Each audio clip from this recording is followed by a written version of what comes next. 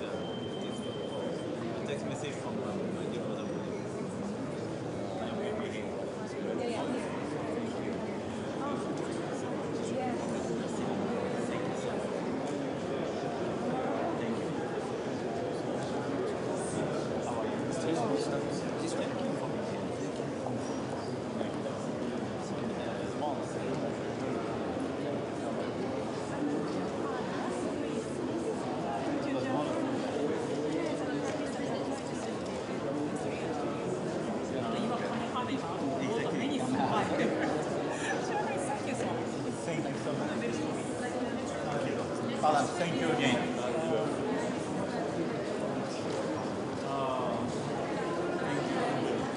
Please convey my regards to your friend. Whenever he wants, he comes.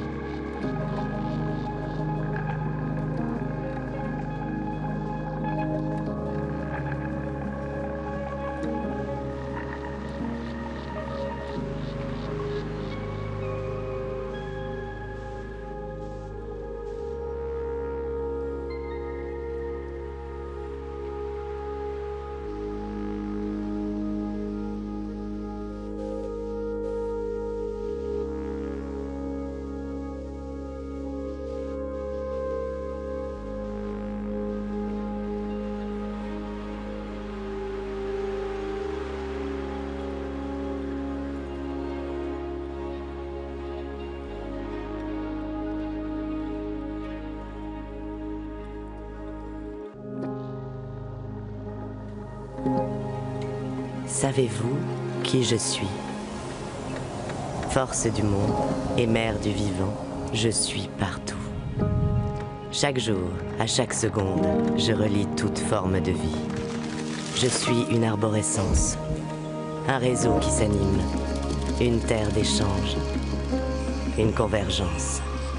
Souffle invisible, onde qui se propage, je suis une énergie, un battement d'ailes, un lieu de passage, un lien inaliénable entre les êtres et leur milieu. Je suis une science, une vérité née de l'observation et du partage, unique voix portée par le dialogue, condition de l'équilibre et bien commun, indivisible par nature.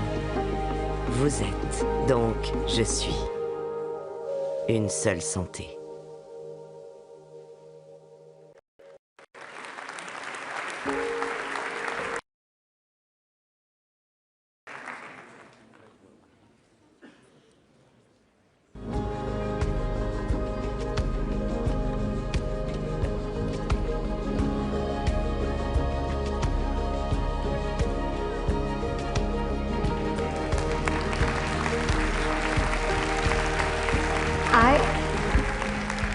I am, therefore you are.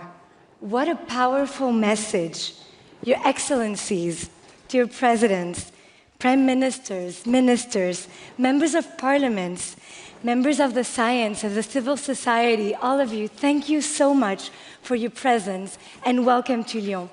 My name is Eleanor Carrois, and I am the French Minister in charge of international partnerships, and I will have the pleasure of moderating this high-level session of the One Health Summit. It is my very pleasure to welcome you all for what has to be a turning point in the way we tackle global health. Governments, scientists, international organizations, philanthropies, private companies, and civil societies have gathered here in Lyon, a city with a historic and driving role in global health, to implement the One Health approach. But now, ladies and gentlemen, it is time to deliver. In a moment, we will have the honor of welcoming to the stage the co-chairs for this summit, the President of the French Republic, Mr. Emmanuel Macron, and the President of the Republic of Ghana, Mr. John Dramani Mahama.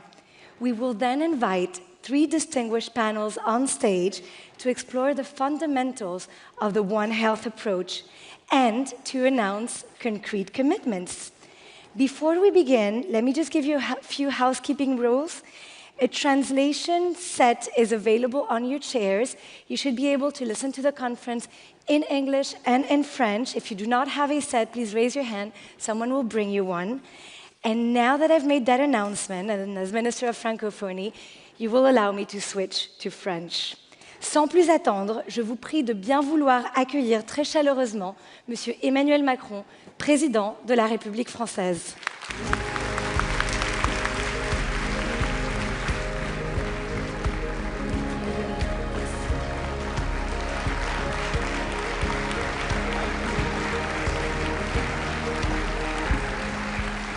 tout le monde.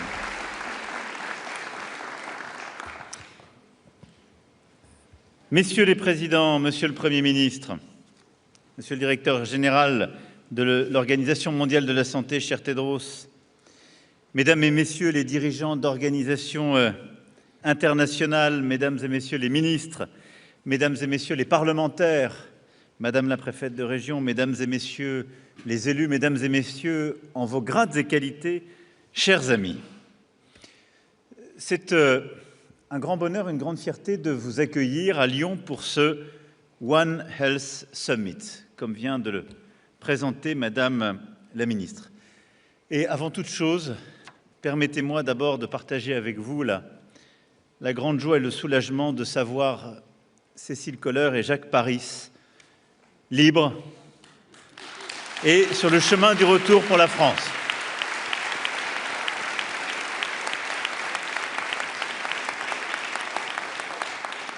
C'est une formidable nouvelle, je pense à leurs familles, à tous leurs proches, à ceux qui se sont mobilisés. Et je veux ici dire ma reconnaissance aux services de l'État qui se sont mobilisés, à notre ambassadeur et l'ensemble des équipes.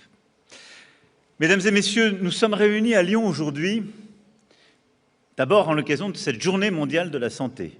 Le docteur Tedros nous le rappelait tout à l'heure, qui est une occasion pour nous de regarder le monde tel qu'il est. Un monde en crise, et des crises qui nous divisent, un monde avec des guerres qui viennent d'ailleurs bousculer nos enjeux d'approvisionnement, de sécurité, d'autonomie stratégique.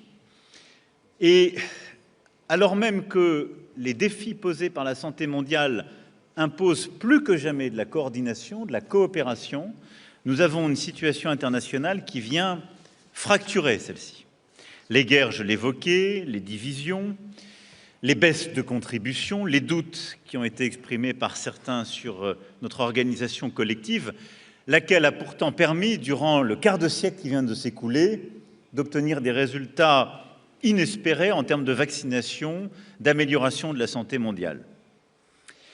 Pour protéger efficacement sa population contre les menaces sanitaires, chaque pays doit s'assurer qu'il a accès aux données sur les virus qui peuvent venir de l'autre bout du monde, qu'il est en capacité de mener et d'accéder à une recherche de qualité, qu'il peut produire ou se procurer le matériel médical permettant de lutter contre la propagation des maladies, qu'elles touchent d'ailleurs les hommes ou les animaux.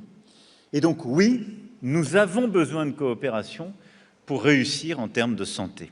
Et s'il est un domaine où la coopération internationale et interdisciplinaire est nécessaire, c'est bien celui-ci.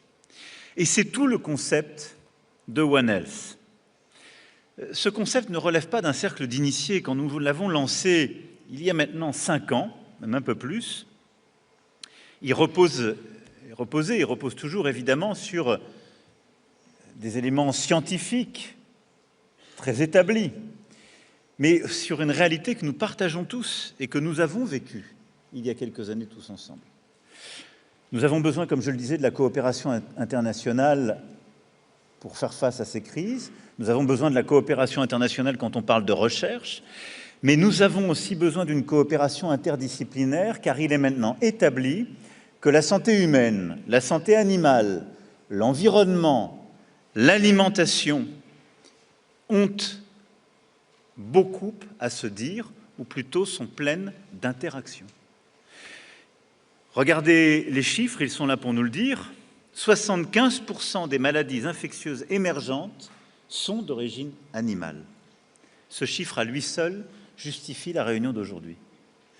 Et nous qui avons vécu, il y a quelques années à peine, un virus qui a mis à l'arrêt nos économies, nos sociétés, qui nous a fait vivre une situation ô combien cruelle dans tant de nos pays, la pandémie de Covid-19, nul n'a oublié aussi à quel point cette épidémie s'est mondialisée en quelques semaines. On pourrait convoquer ici le SRAS de 2003, le H5N1, Ebola, la liste serait trop longue pour la citer tout entière. Il n'y a plus à prouver que lorsqu'on parle de santé mondiale, on parle en effet de la nécessité de coopérer entre les disciplines que je viens d'évoquer et entre les pays. Cette année, la France a l'immense honneur d'assurer la présidence du G7 et d'essayer de bâtir des solutions concrètes De la même manière qu'aux côtés du Kenya, nous organiserons le sommet Africa Forward à Nairobi à la mi-mai. Et donc, nous nous retrouvons aujourd'hui à Lyon. Et dans un mois, nous serons à Nairobi pour avancer sur beaucoup de sujets, dont celui de la santé. Et dans 2 mois, nous serons à Évian pour mobiliser le G7 et les pays partenaires. Et c'est pourquoi ce One Health Summit est si important. Il s'inscrit complètement dans cette chronique et nous avons voulu aussi permettre au G7 de relayer ces messages et ces avancées. Mais permettez-moi une seconde de dire ici l'importance de cette méthode. La méthode, c'est celle que nous avons bâtie depuis décembre 2017, celle des One Planet Summit. Ce sommet est le 9e dans le genre. Ces sommets, nous les avons bâtis pour réagir à la fracturation de l'ordre international. Rappelez-vous, on a bâti le premier One Planet Summit quand les États-Unis d'Amérique, déjà, nous disaient « nous déchirons les accords de Paris, fini les engagements sur le climat ». Alors on a dit « on va essayer de bâtir des coalitions d'acteurs pour sauver les accords de Paris ». Mais au fond, on va dire les scientifiques, les ONG, les gouvernements, les villes, les entreprises, les grands financiers, l'ensemble des acteurs, quel que soit leur secteur, qui sont prêts à se mobiliser et à bâtir une coalition d'acteurs, on les met autour de la table pour agir. On l'a fait ensuite sur l'océan, on l'a fait sur la biodiversité, nous l'avons fait sur les forêts, sur les pôles, et maintenant nous le faisons sur la santé. C'est cette méthode, bâtir des coalitions d'acteurs dans un ordre international bousculé, montrer qu'il y a un multilatéralisme efficace qui a aussi présidé au fameux pacte pour la prospérité, les peuples et la planète, le 4P, bâti en juillet 2023. Et les résultats sont là. Plus de 50 initiatives et coalitions concrètes qui engagent 140 pays, 3 800 chercheurs conduisant des projets de recherche, plus de 2 milliards de dollars mobilisés pour la transition et des investissements massifs pour protéger des écosystèmes, les forêts, les sols, etc., etc. L'approche One Health, fondée sur la science interdisciplinaire, comme je viens de le dire, justifiait pleinement de bâtir ce sommet avec cette même méthode. Pour la France, le One Health Summit s'inscrit dans une longue tradition d'engagement. Notre pays a cofondé le Fonds mondial pour la lutte contre le sida, la tuberculose, le paludisme et UNITAID. Nous sommes un bailleur historique de Gavi, l'Alliance du vaccin. Nous sommes leader mondial de la recherche, comme l'illustre le prix Nobel de médecine obtenu par Françoise Barré-Sinoussi et Luc Montagnier. Le pays qui héberge l'OMSA, pays champion de la santé mondiale, et en cela, Lyon en est sa capitale, accueillant en effet l'Académie de l'OMS, cher Dr Tedros, que nous avons inauguré en décembre 2024, mais aussi le Centre international de recherche contre le cancer et un One Health Institute. One Health n'est pas un slogan, c'est un concept opérationnel, et c'est pourquoi ce sommet est si important. Et je suis très fier de le co-présider avec mon ami et frère, le président du Ghana, le président Mahama, parce que nous voulons justement porter cette philosophie que nous avons développée ce matin avec nos collègues du Botswana, du Cambodge et de nombreux ministres et organisations internationales présentes. Nous avons réaffirmé et nous réaffirmons pour ce One Health Summit d'abord que toute avancée repose sur une science libre, ouverte, indépendante. C'est une nécessité absolue. La santé mondiale ne progressera pas si la science devient un instrument de politique ou un objet dont tel ou tel gouvernement dit « vous pouvez chercher ici, vous n'avez pas le droit de chercher là ». Non. La deuxième chose, c'est qu'elle suppose une gouvernance mondiale pleinement transparente, qui partage les informations à mesure qu'elle en dispose, de manière pleinement transparente, avec toutes ses parties prenantes. Ensuite, qu'elle impose une coordination à l'échelle internationale, dont l'OMS a la responsabilité, pour laquelle elle a la légitimité, articulant ensuite le travail des organisations régionales. CDC Africa est à nos côtés et joue un rôle ô combien important. On a parlé ce matin avec l'Union africaine, mais ce rôle est essentiel. Puis nous avons réaffirmé l'importance de stratégies pensées, assumées par les pays, ce qui est exactement la philosophie que nous poursuivons. Et la nécessité en matière de santé intégrée, d'avoir une approche pays qui agrège, synthétise ce qui est porté par l'ensemble des contributeurs. La Banque mondiale a fait des propositions importantes en la matière, dans une quinzaine de pays déjà. C'est cette méthode qu'il faut prendre, mais élargir pour faire des approches par pays pleinement intégrées qui mettent l'ensemble des contributeurs, Banque mondiale, OMS, l'ensemble des fonds verticaux et des pays donateurs, dans une approche pleinement simplifiée pour que les stratégies nationales soient accélérées. J'ai proposé, mon frère le président Mahama, que le Ghana soit le premier pays et projet pilote. Je crois qu'il a la vision, le leadership pour le faire, et nous y travaillerons à ses côtés dans les prochaines semaines.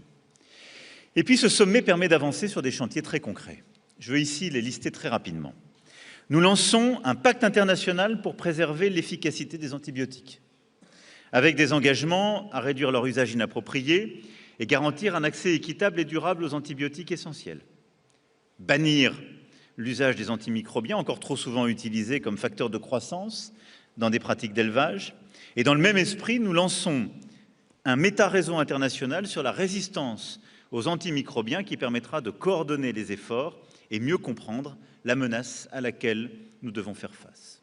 Deuxièmement, aujourd'hui, aux côtés de 6 autres États, nous nous engageons à soutenir et nous appuyer sur le groupe d'experts de haut niveau pour l'approche Une seule santé et inscrire durablement les enjeux de santé dans les négociations climatiques, les contributions nationales et les plans d'adaptation des États dans la continuité de l'ambitieux plan d'action de Belém issu de la COP au Brésil. C'est le sens de la déclaration One Health and Beyond. Troisièmement, nous contribuerons à un cadre volontaire pour mettre en commun et analyser les données de santé humaine, animale et environnementale de tous les partenaires. Et c'est ainsi que le One Health Data Convergence permettra de mieux comprendre et utiliser ces données pour éclairer la décision politique et développer des écosystèmes virtuels sur lesquels les scientifiques pourront tester leurs hypothèses. Partage de données, là aussi au service de la décision. Quatrièmement, à l'occasion de ce sommet, nous élargissons la coalition internationale de l'initiative PREZOD, Preventing Zoonotic Disease Emergence, que nous avions lancée lors du One Planet Summit de janvier 2021, que j'évoquais à l'instant, pour prévenir l'émergence de futures pandémies. Ces nouveaux partenariats permettront de déployer des projets concrets sur le terrain et de développer des réseaux de hubs d'épidémiologie pour l'observation, la caractérisation et le suivi de l'évolution des maladies. Cinquièmement, nous poursuivons notre mobilisation politique autour de l'indispensable traité sur la lutte contre la pollution plastique, soutenu par une déclaration de la communauté scientifique et un appel à l'action de représentants du secteur privé. En suivi de l'appel à un traité ambitieux lancé à Nice lors de l'UNOC 3, avec plus de 90 États, nous voulons redire aujourd'hui encore l'urgence d'aboutir à un texte qui aura un impact concret sur la lutte contre ce fléau. Sixièmement, nous avons adopté aux côtés du Kenya, de la Guinée, du Cambodge, de l'OMS, d'Africa CDC, du CGR, de la Pan-Africa Farmers Organization, une déclaration qui vise à converger autour d'une définition harmonisée des aliments dits ultra-transformés, à en reconnaître les impacts sanitaires et environnementaux. Pour ce faire, nous continuerons de soutenir les travaux internationaux en cours et veillerons à la mise en place de politiques publiques adaptées pour une alimentation plus saine et plus durable. L'année dernière, nous avions accueilli le sommet Nutrition for Growth et je me réjouis qu'une réunion de suivi ait pu se tenir hier et contribue à garantir le respect de nos engagements sur ces sujets essentiels.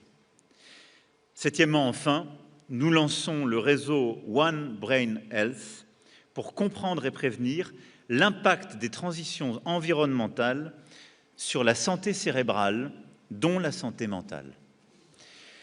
Nous ne sommes pas les seuls à nous engager et seront annoncés ici, dans les prochaines heures, des engagements des banques de développement, des organisations philanthropiques, des entreprises et bien sûr des gouvernements. Et je veux les en remercier toutes et tous. Dans le prolongement de ces engagements internationaux, nous structurons également au niveau national notre organisation autour de l'approche One Health. D'abord, le lancement des travaux d'élaboration d'une nouvelle stratégie nationale santé-environnement. Nous engageons une transformation des politiques alimentaires avec la mise en œuvre opérationnelle de la stratégie nationale alimentation, nutrition, santé, climat, à travers la publication du programme national nutrition santé 2026-2030 et du programme national pour l'alimentation 2026-2030. Ces orientations stratégiques définissent la politique du gouvernement pour une alimentation saine et durable pour tous à l'horizon 2030, en articulant les enjeux de nutrition, de santé publique, de durabilité de nos systèmes alimentaires et de souveraineté alimentaire. Deuxièmement, dans le même esprit de prévention des risques émergents, la France publiera un nouveau plan national relatif aux perturbateurs endocriniens, visant à renforcer les actions de connaissance, à réduire les expositions et à améliorer l'information des publics sur ces substances et leurs effets. Le plan visera en particulier à protéger les populations les plus vulnérables et les plus exposées, en concentrant les efforts sur les impacts les plus préoccupants, l'infertilité, les troubles du neurodéveloppement, les cancers, etc. Enfin, la France s'engage à renforcer l'articulation entre science et décision publique, en mettant en visibilité ses actions de recherche et d'innovation One Health, notamment autour de l'élevage, de la lutte contre les résistances aux antimicrobiens. En complément de la promotion d'un usage approprié de ces traitements et de mesures d'innovation, l'action nationale s'appuiera sur des dispositifs tels que les appels à projets éco-antibio qui permettent de limiter l'émergence et la diffusion de résistance chez les animaux et les risques qui y sont associés, ce qui fait l'objet de programmes de recherche que portent nos organismes ici présents. C'est pour cela que nous sommes réunis aujourd'hui à Lyon, pour prendre des engagements concrets. Je viens d'en citer quelques-uns au niveau national et au niveau intergouvernemental, pour rationaliser aussi notre gouvernance, pour transformer nos politiques publiques. Tout cela sera synthétisé dans les engagements de Lyon, au cœur d'une approche, une seule santé. Et tout cela permet au gouvernement ici présent, aux organisations internationales, aux ONG, mais aussi à nos entreprises d'être pleinement mobilisées.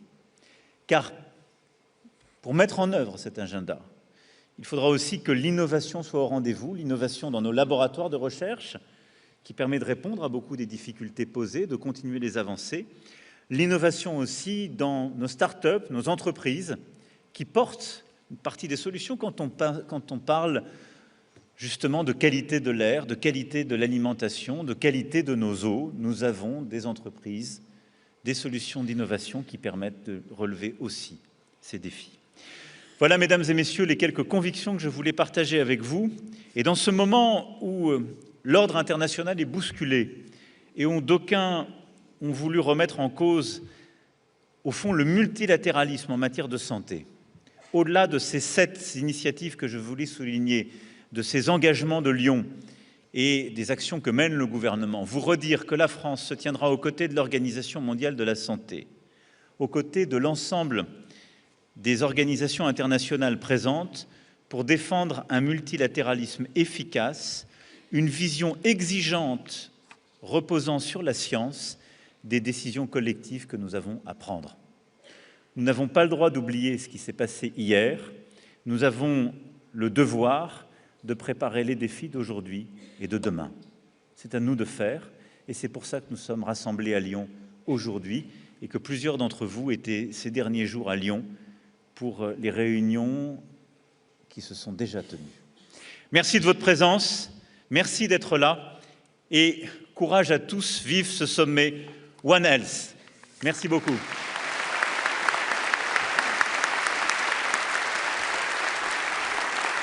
Merci.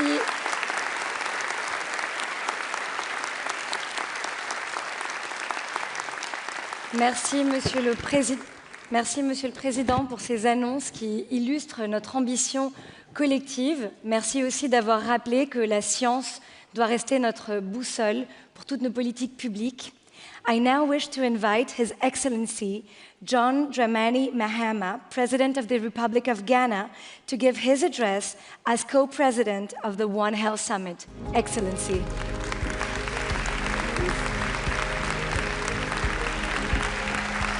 Thank you very much. Your Excellency, President of the French Republic, Excellencies, Heads of State and Government, Dr. Tedros Ghebreyesus, Director General of the World Health Organization, Mr. Ku Dong-yu, Director General of the Food and Agricultural Organization, and let me just say, distinguished delegates, ladies and gentlemen.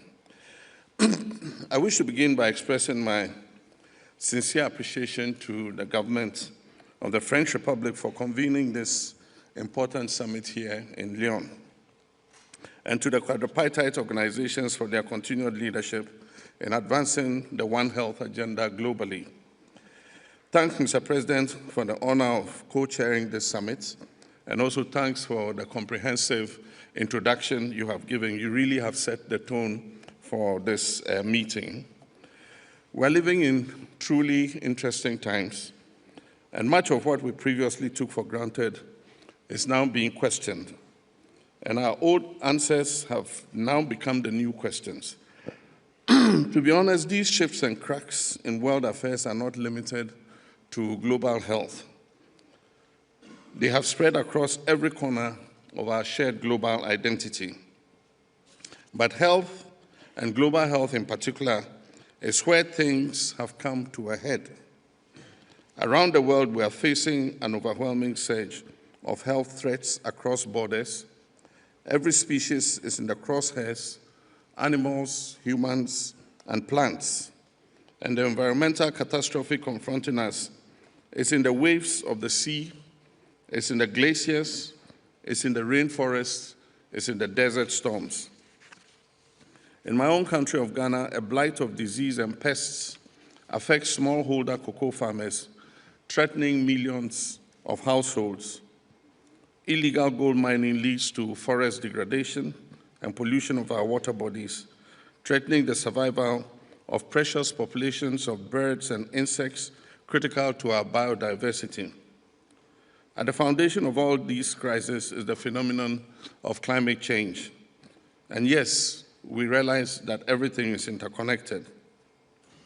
From the outbreak of infectious diseases to antimicrobial resistance, and from climate-related disruptions to food systems, all these risks converge and intensify in frequency, complexity, and severity than at any time in human history.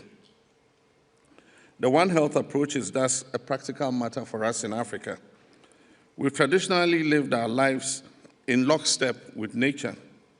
We're an integral part of nature. Still, more than 50% of our population rely on herbs and other natural forest resources for their medicines. Our rich cultural heritage stands as a testament to the wisdom of an integrated approach to healthcare. Long before the coinage of One Health innovations, our ancestors had over the centuries mastered the use of plant-based therapies for animal healing, which in turn protected human health. In Africa, our lived experience leads us to accept without question that human survival, animal well-being, and plant health and environmental care form a single interconnected system. This system also integrates prevention, early detection, and swift response into a comprehensive whole that improves downstream medical care. We understand that our national development is rooted in resilient ecosystems and a strong public health system. Since the dawn of African civilization, from Songhai to Great Zimbabwe, from Timbuktu to Axum, and to ancient Egypt, traditional knowledge incorporated systems for diagnosing and treating chronic ailments, for dealing with plagues and pests, and even the practice of terrace farming. This knowledge has always been with us. What has been needed in recent times has been for experience to intersect with it. Over the past decades, we have faced pandemics and plagues, from COVID-19 to Mpox, Lassa fever, and Marburg.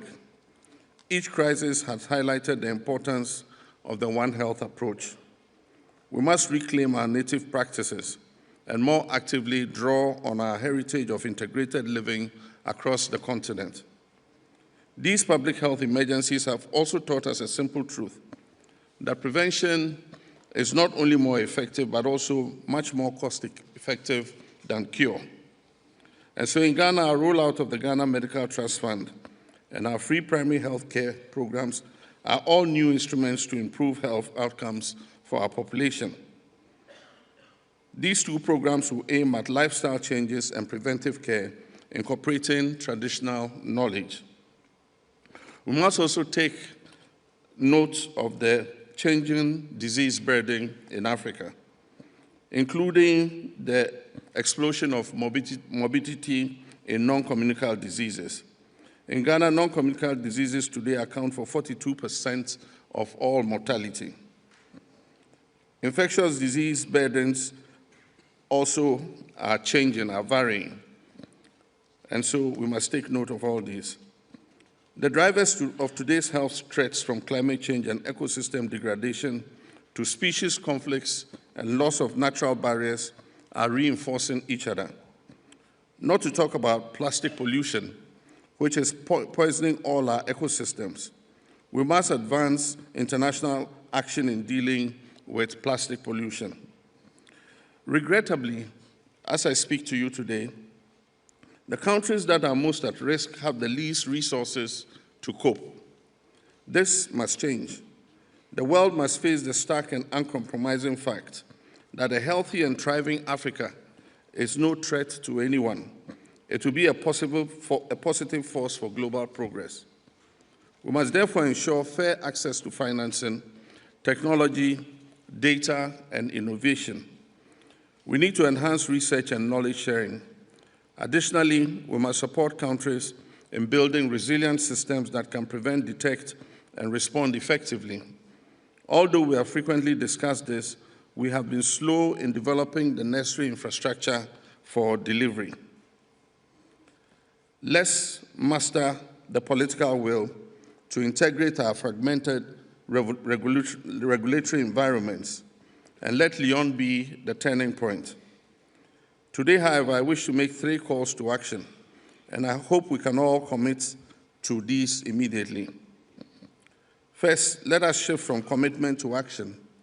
The period of declarations must come to an end. The moment for coordinated effort is here, and let us start from Lyon. Let us connect our One Health strategies for our national development agendas to a new global framework for public health. The international security agenda must fully adopt this approach as a key element of sustainable development worldwide. And thirdly, let us concentrate on building a new preventive shield and an intelligent radar system at its source. Robust surveillance systems, early warning mechanisms, and community-level interventions are our strongest defense against future pandemics. But these must be smart, dynamic, agile, and interoperable, lest we simply add new bureaucracies to old ones. The decisions we make at this summit will shape the future of global health security. And so let us ensure that they result in tangible, measurable outcomes for our people and our planet. I thank you for your kind attention.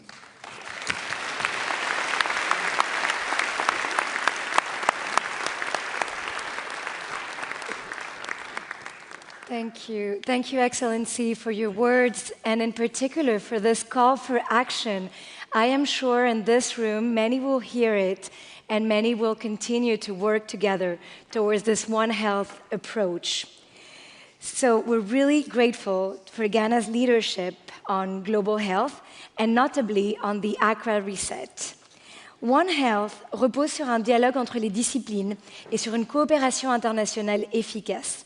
C'est pourquoi les Nations Unies jouent un rôle absolument essentiel, en particulier les agences qui forment part de la quadripartite et que j'aimerais remercier très chaleureusement pour leur implication, c'est-à-dire l'Organisation mondiale de la santé, l'Organisation mondiale de la santé animale, l'Organisation des Nations Unies pour l'alimentation et l'agriculture et le Programme des Nations Unies pour l'environnement. Je vous propose à présent d'écouter le message de M. Antonio Guterres, secrétaire général des Nations Unies, qu'il nous a adressé. Excellences, en cette journée mondiale de la santé, nous sommes rappelés à une vérité essentielle. Il ne peut y avoir de santé durable sans respect de la nature, sans prévention des risques et sans coopération internationale. La santé humaine, la santé animale et la santé des écosystèmes sont indissociables. Pourtant, les ravages du dérèglement climatique, la pollution, la destruction de la biodiversité et les inégalités brisent cet équilibre et multiplient les risques sanitaires, nutritionnels et zoonotiques. Et c'est également une question de justice. Les communautés qui ont le moins contribué à ces crises en paient le prix le plus cher. L'approche « une seule santé », fondée sur la science, la prévention et la solidarité, est un enjeu de survie collective et notre meilleur atout de réduire les risques avant qu'ils ne se transforment en crise. Elle doit nous aider à réduire les inégalités, à protéger les plus vulnérables et à réaliser l'agenda 2030. Faisons du sommet de Lyon un tournant, avec des engagements concrets, des financements à la hauteur et une volonté politique sans faille au service de la santé des personnes et de la planète. Je vous remercie.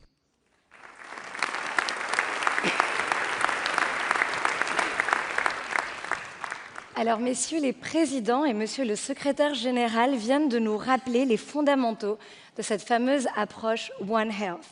D'abord, il faut anticiper et prévenir les crises plutôt que de les subir. On sait évidemment que c'est beaucoup moins cher et puis ça nous évite des catastrophes. Il faut décloisonner nos approches pour passer d'une logique en silo à une logique véritablement en réseau.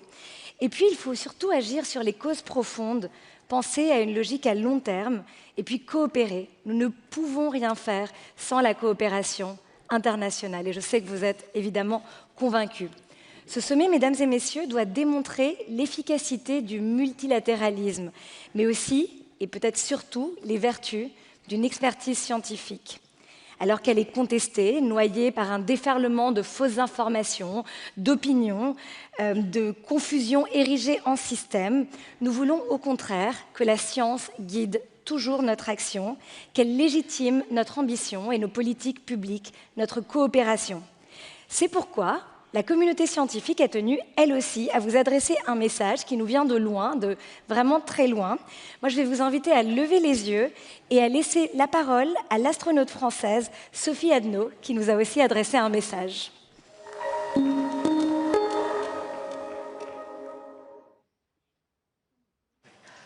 Monsieur le Président, Mesdames et Messieurs les chefs de gouvernement, Mesdames et Messieurs les ministres, Mesdames et Messieurs, bonjour, bonjour, depuis l'espace. Je suis heureuse de m'adresser à vous aujourd'hui pour introduire les travaux scientifiques menés par une communauté internationale large pour préparer le sommet qui vous réunit aujourd'hui, One Health.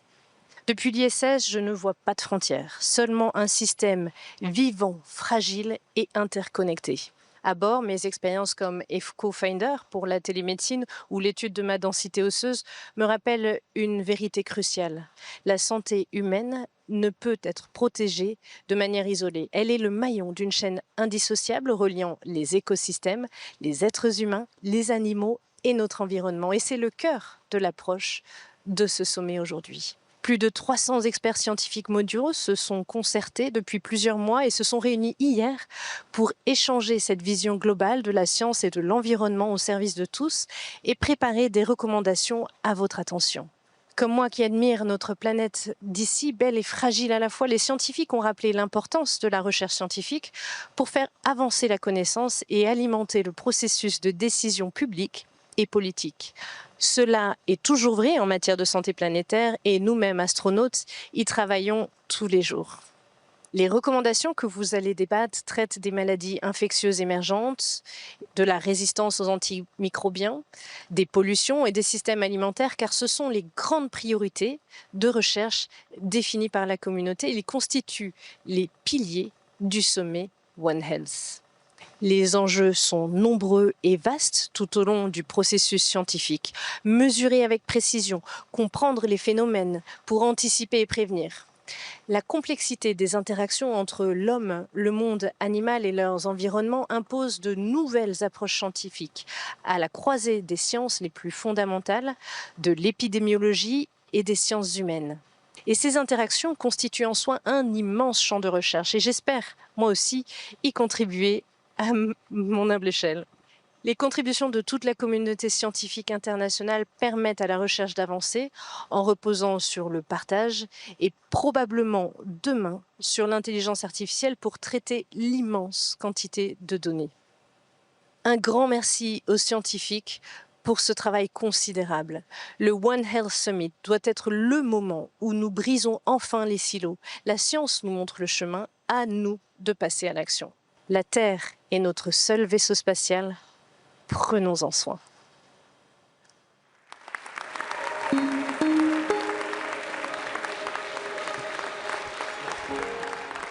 Nous remercions Madame Adno pour ce message très puissant. Et puis j'aimerais aussi remercier chacune et chacun des scientifiques qui sont ici, présents à Lyon, qui sont venus parfois de très loin et qui ont, pendant toute la journée d'hier et une bonne partie de la journée d'aujourd'hui, débattu, discuté, alerté, interpellé les gouvernements, les responsables politiques, les membres de la société civile. C'est ça l'esprit du One Health. Et puis, vous l'avez compris, le président de la République nous l'a rappelé, le One Health, cela doit être du concret. Alors, nous allons passer maintenant à 3 panels, à 3 débats qui seront aussi l'occasion de faire des annonces concrètes. Le premier sur le rôle de la science, le deuxième sur la prévention des maladies transmissibles et enfin sur les maladies non transmissibles. Il y aura beaucoup d'annonces cet après-midi, alors tenez-vous prêts. Pour commencer, comme je vous le disais, je vous invite à explorer le rôle de la science pour guider l'action et l'innovation en nous appuyant sur pas moins de 47 recommandations qui ont été formulées par les 300 scientifiques qui étaient réunis hier, ici, dans la ville de Lyon. I will now give the floor to the moderator of this first panel, Dr. Richard Horton. He's the chief editor at The Lancet, whose One Health Commission played a very important role on a global policy shift. Dear Dr. Horton, I will invite you to the floor and we'll leave it to you.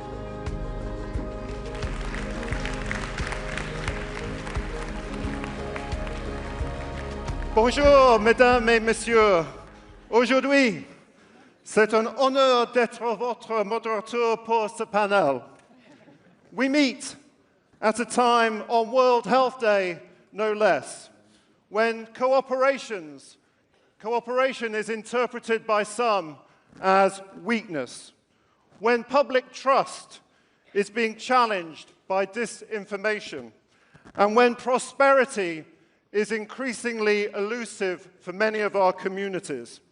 And yet, for those of us who've worked in global health for decades, we know that political commitment, international partnerships, and science-based decision-making can accelerate action, unlock resources, and save lives. This summit can mark the beginning, we hope, of a new era of multilateral commitment and partnership. So let me welcome our first panel. Please give a round of applause for Mr. Joseph Sikela, European Commissioner for International Partnerships. Mr. Zhu Dongyu, Director General of the Food and Agriculture Organization. Please. Mr. Khaled El Anani, Director General of UNESCO.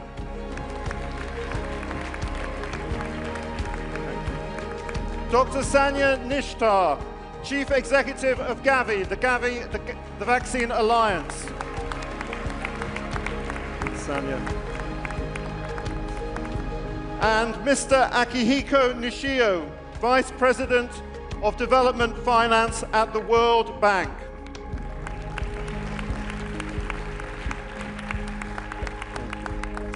And John Arne Rottingen, who is the Chief Executive of the Wellcome Trust.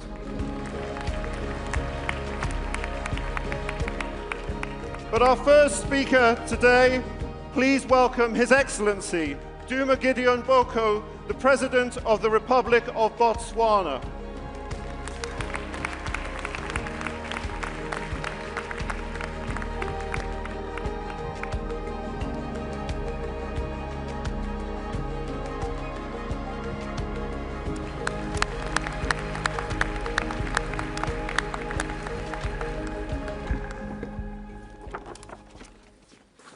Thank you. Thank you very much. Let me begin by gratefully acknowledging the President of the French Republic and thank him most profusely for inviting all of us here today to participate in these very, very important discussions.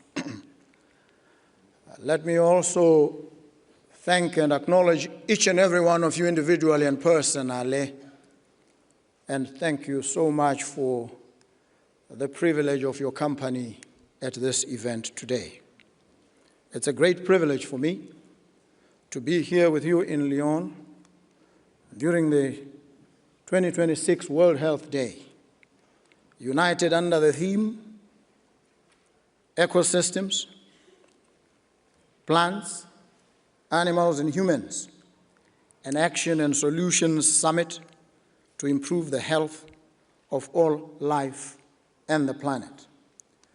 The theme highlights our shared responsibility, and it underscores the interconnectedness of the health of all living beings and our planet, a principle that is integral to not just the world's well-being, but Botswana's national strategy. In our country, Botswana, the One Health approach is a vital economic and social necessity, as our economy is interconnected with people's lives and livelihoods. It is connected with ecosystems. The cattle industry in Botswana, you know, because we supply beef to the EU, is critical, important for rural livelihoods, and it faces persistent risks from zoonotic diseases such as foot and mouth and Rift Valley fever.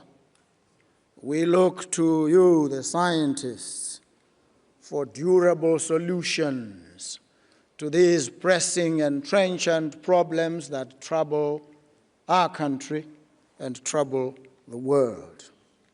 We saw during the COVID-19 pandemic vulnerabilities, some of them fatal sounding in human lives and livelihoods, exposed, laid bare. And they cost, for a small country like Botswana of a population of 2.5 million, around $200 million US. And this excludes the economic disruptions from lockdowns. We've strived, despite all these challenges, to maintain a fair bit of robustness in our surveillance infrastructure and our scientific expertise. We hope to hear from yourselves today some serious measures and interventions that add to our few faltering steps as a country. We've had a fair share of participation with our scientists. Our national laboratory network has shown commitment to genomic sequencing, and this positioned us among the first during COVID to detect and analyze the Omicron variant. Our scientists transparently shared this information with the international community, enabling a prompt and effective response. This exemplifies the principles of One Health, highlighting and demonstrating the power of scientific vigilance, global solidarity, transparency, collaboration, and collective effort. We also must point out that with over 40% of our total land reserved for protected areas, wildlife conservation and management, the health of our ecosystems, wildlife, human populations become inextricably linked. Climate change continues to intensify disease outbreaks, as evidenced by the Rift Valley fever occurrences following heavy rains.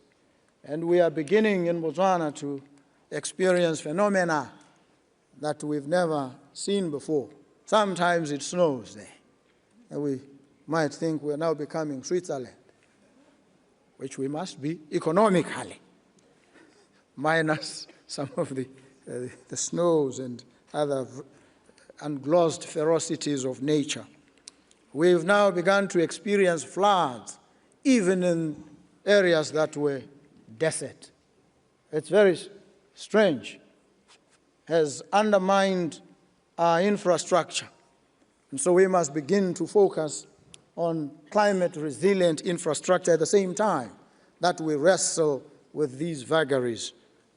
And so we look to you, especially, and I have had a conversation with UNESCO, and they have committed, at least to me, and I stated publicly, so I commit them in front of you to participating actively in helping Botswana in relation to its water and other challenges.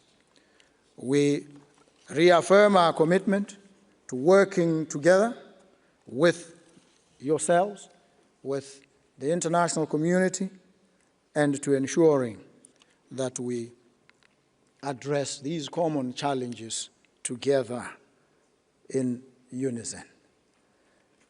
Even as the challenges mount, even as the multilateral order is experiencing a vicious pushback from certain powers, we must forge ahead, make forward strides, our gaze firmly fixed on a future that we all must share in and participate in shaping.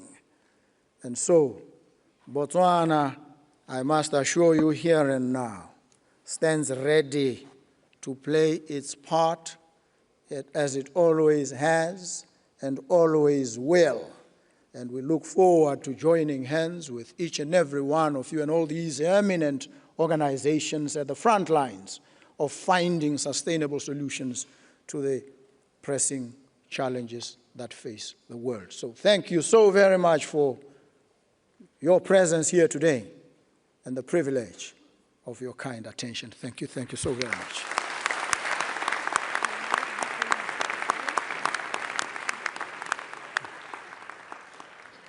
And it's now my pleasure to welcome John Arnie Rottingham, the Director and Chief Executive of the Wellcome Trust, to offer his remarks.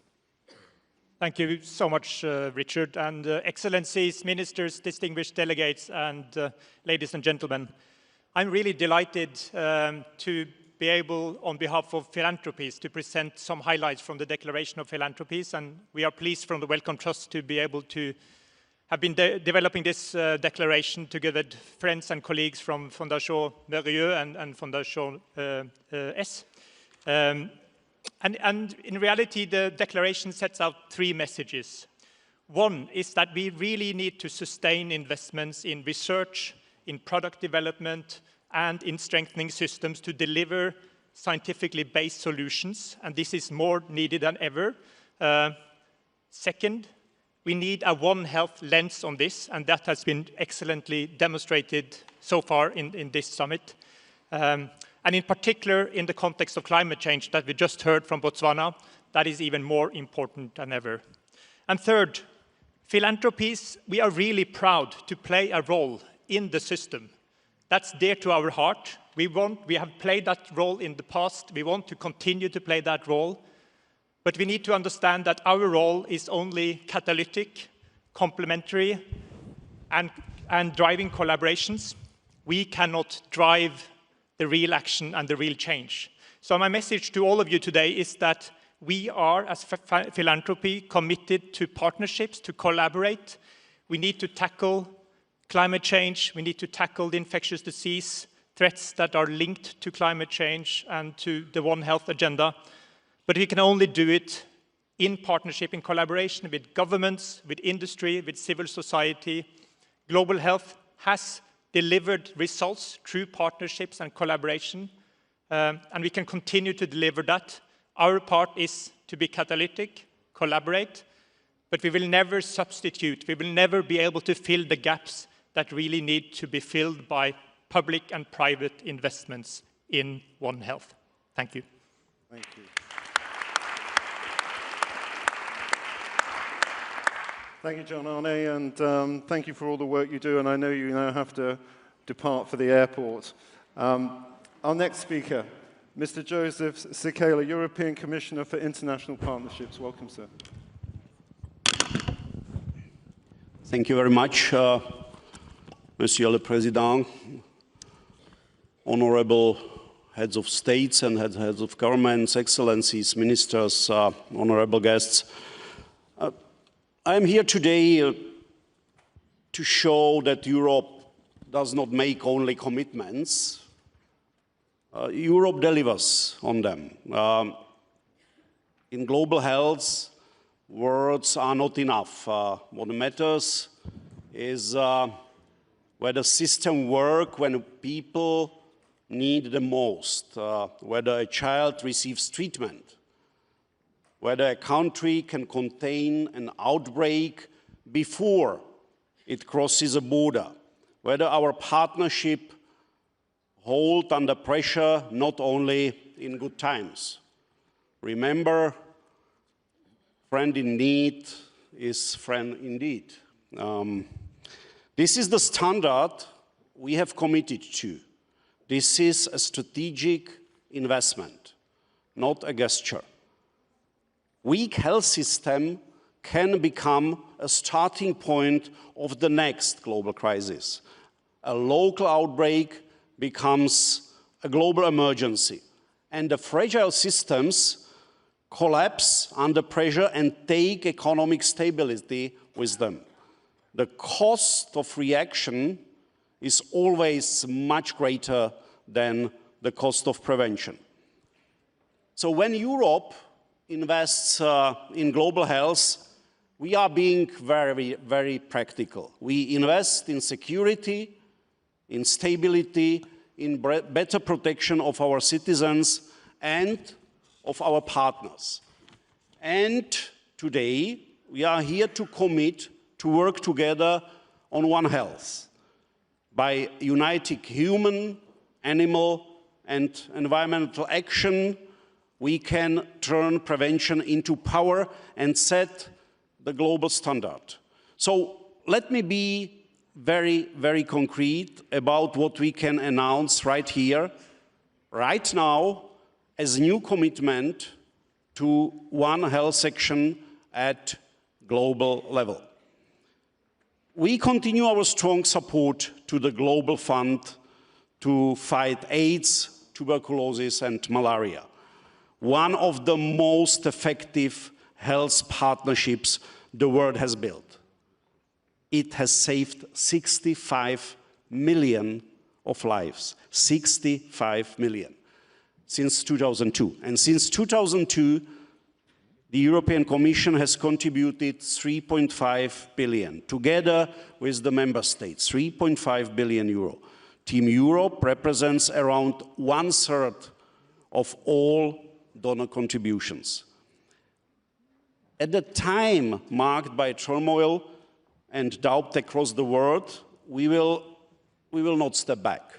So for the next replenishment, the Commission intends to pledge 700 million, and today I'm announcing the investment of 185 million euro already for the first year. So together with the member states, thank you. Together with the member states, Team Europe's total contribution will exceed 3 billion euros. Malaria still threatens millions of lives, most of them children. And we know how to prevent it. We know how to treat it. What is needed is scale and sustained commitment.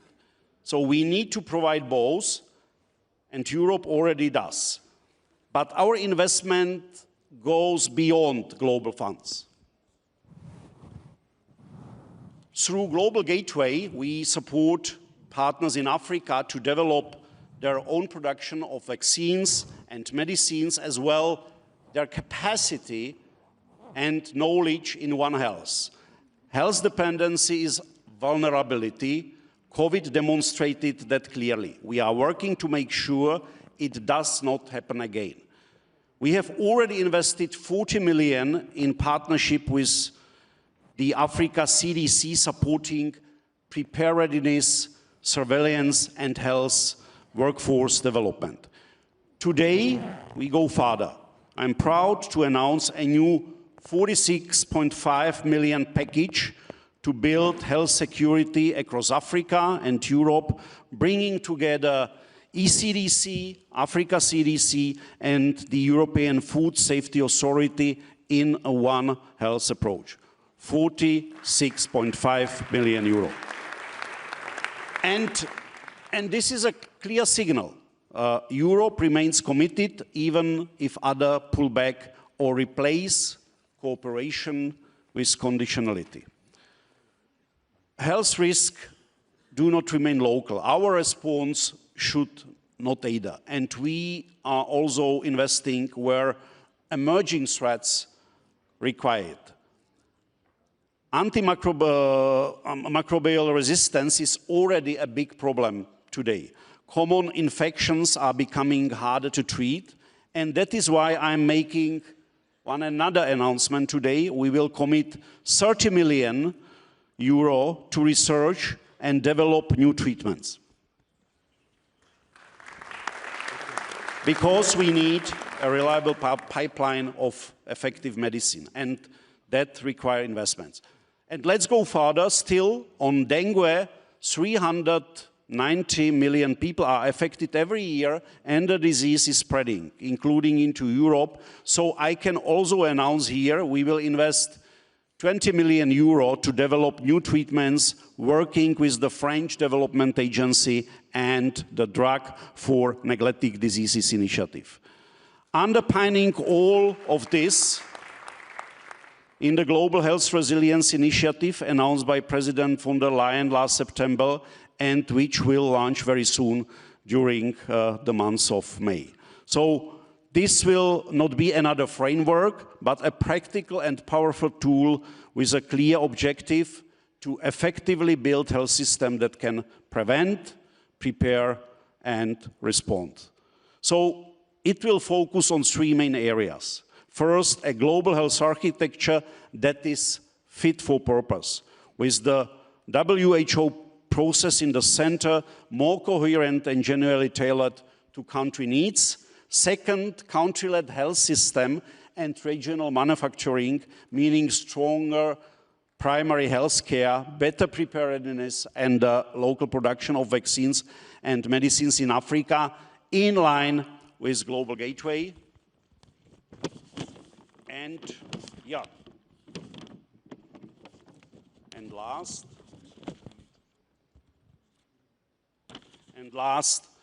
science in the center, driving evidence-based action on antimicrobial resistance, climate-linked diseases, and future pandemics. So, with trust, with resources, and with a strong and fair partnership, it should work for all of us. Thank you very much.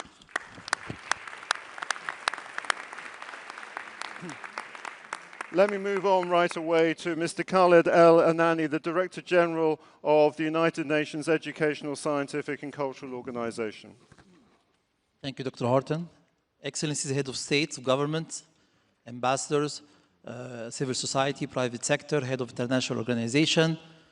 I'm delighted to be here to attend the One Health Summit. Maybe some may ask why UNESCO, an organization associated to culture, is invited to a forum dedicated to One Health, because for more than 80 years, UNESCO has been safeguarding fundamental human rights, including a very important right is right to science and its benefit. UNESCO has a strong scientific mandate. We have 3 sectors dedicated to science: natural sciences, including water, biodiversity, and social and human sciences, and the famous IOC, the Intergovernmental Oceanographic Commission.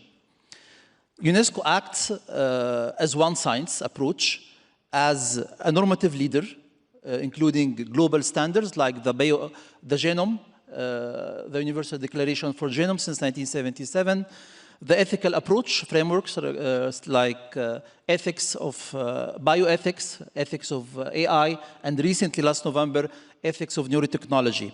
And of course, we promote open science across our member states. UNESCO also serves as a catalyst of international cooperation, North-South, but also South-South and Triangle cooperation. We are a capacity builder. We support member states to strengthen scientific ecosystem. We serve also as a bridge between science, policymakers, and society, integrating academic, indigenous, and traditional medicine and knowledge. UNESCO has a very wide network of scientific institutions around the world. We have more than 1,100 UNESCO chairs, dozens of Category 2 centers, more than 10,000 associated schools, and very well-recognized international prizes for sciences. We convene a global dialogue in science. We received only a few weeks ago the World Brain Health Forum. As we believe, as it was mentioned many times, that health goes beyond the human being. It's also about animals, environment, and biodiversity. And UNESCO contributes to this agenda in a unique way. In water, through our intergovernmental hydrological program, we do research on water. In ocean, through the IOC, where we observe the ocean, we monitor the ecosystem, changes and risks. And in sites, we have more than 2,000 heritage sites, natural sites, biodiversity sites, and geoparks, around 170 countries. And always our study and our approach is relating the sites with the livelihood and the local communities. One Health is also, above all, about people. So through education, we foster sustainable development in education. We integrate climate, biodiversity in education, health and well-being in curricula. And of course, we advance STEM education, mainly in Africa, and to special focus on women and girls. We work with the indigenous people and knowledge system.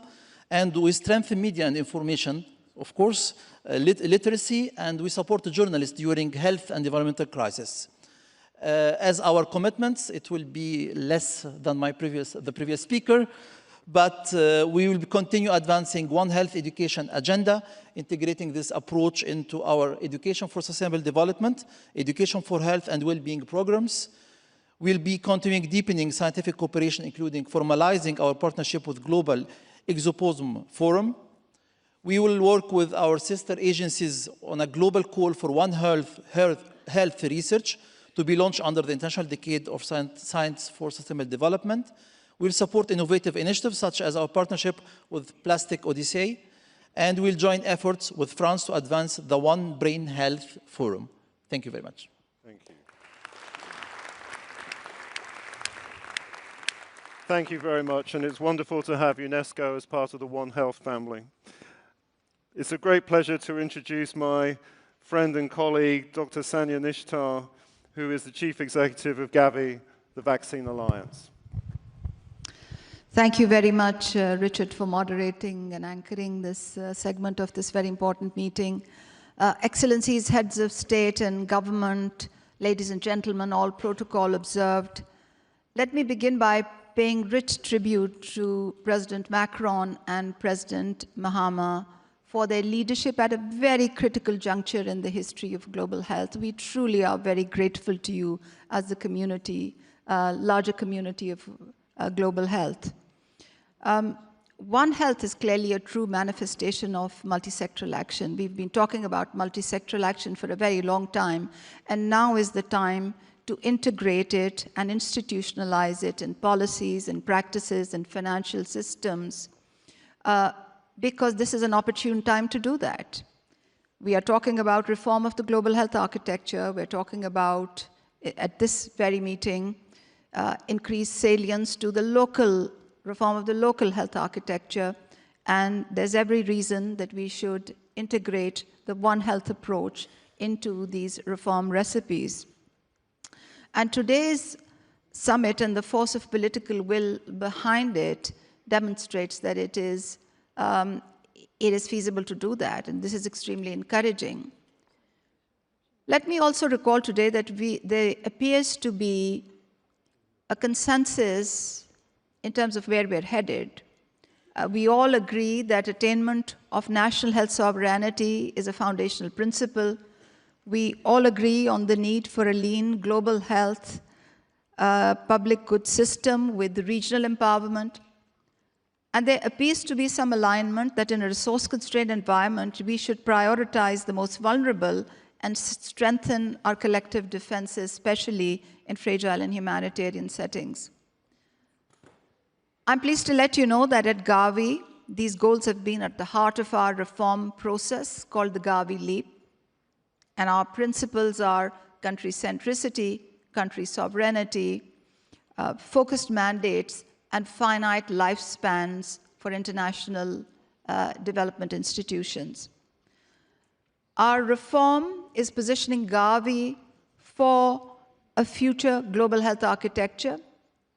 We are committed to reform of the global health architecture. We are committed to reform of the local health architecture. And we are being very bold in our approach to usher in changes, transformative changes, at a very fast pace, and learning and taking remedial action as we go along. So today, Excellencies, ladies and gentlemen, as part of our reform process, I'm honored to announce 2 new initiatives which will see us work even more closely with countries and with regional partners to strengthen health sovereignty and to strengthen immunization in fragile and humanitarian settings. Firstly, as many of you may be aware of an initiative called the African Vaccine Manufacturing Accelerator. Thanks to the generosity of our donors, this is a $1 billion subsidy mechanism to promote commercial vaccine manufacturing on the African continent. And I'm humbled and honored to say that this is the largest global investment in African vaccine manufacturing to date. And today I'm humbled to announce that after carefully listening to African leaders, African institutions, manufacturers, and partners, I will be taking, excuse me, I got a very bad throat bug when I was in Pakistan last week. After listening carefully to our stakeholders, I will be taking to our board this July an additional package of up to $200 million of investments in vaccine manufacturing on the continent. We're calling this financial instrument AVMA Plus. And this is meant to provide support beyond the existing subsidy mechanism. It is meant to provide upstream support. This is an ask from the continent. And I believe that this targeted and time-bound support will accelerate the journey of African manufacturers from investment to production to market. This is what is exactly needed.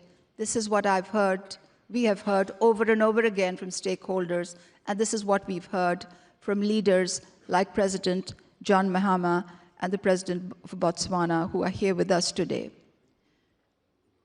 My second announcement relates to a strategic shift that Gavi is making towards strengthening immunization in fragile and humanitarian settings. Unfortunately, we're in a context where we are increasingly coming across such situations. So we are first time inaugurating a rapid response facility called the Gavi Resilience Mechanism to ensure that immunization is at the heart of the response to crises in fragile settings.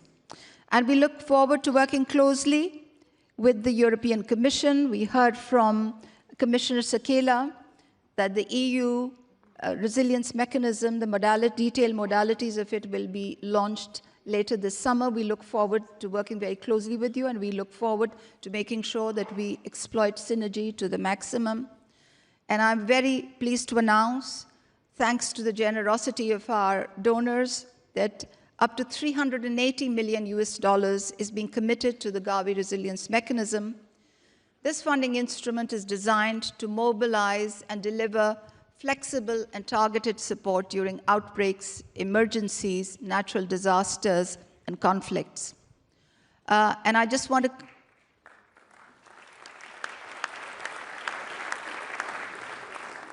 I think that our sovereign donors deserve the applause, and I really want to thank them for that. And I just want to clarify that the Gavi resilience mechanism is going to complement Gavi's existing emergency and outbreak response mechanisms, which is our strategic stockpiles, the Day Zero financing facility, which also includes the first response fund, which we successfully invoked for the first time during the Mpox continental emergency.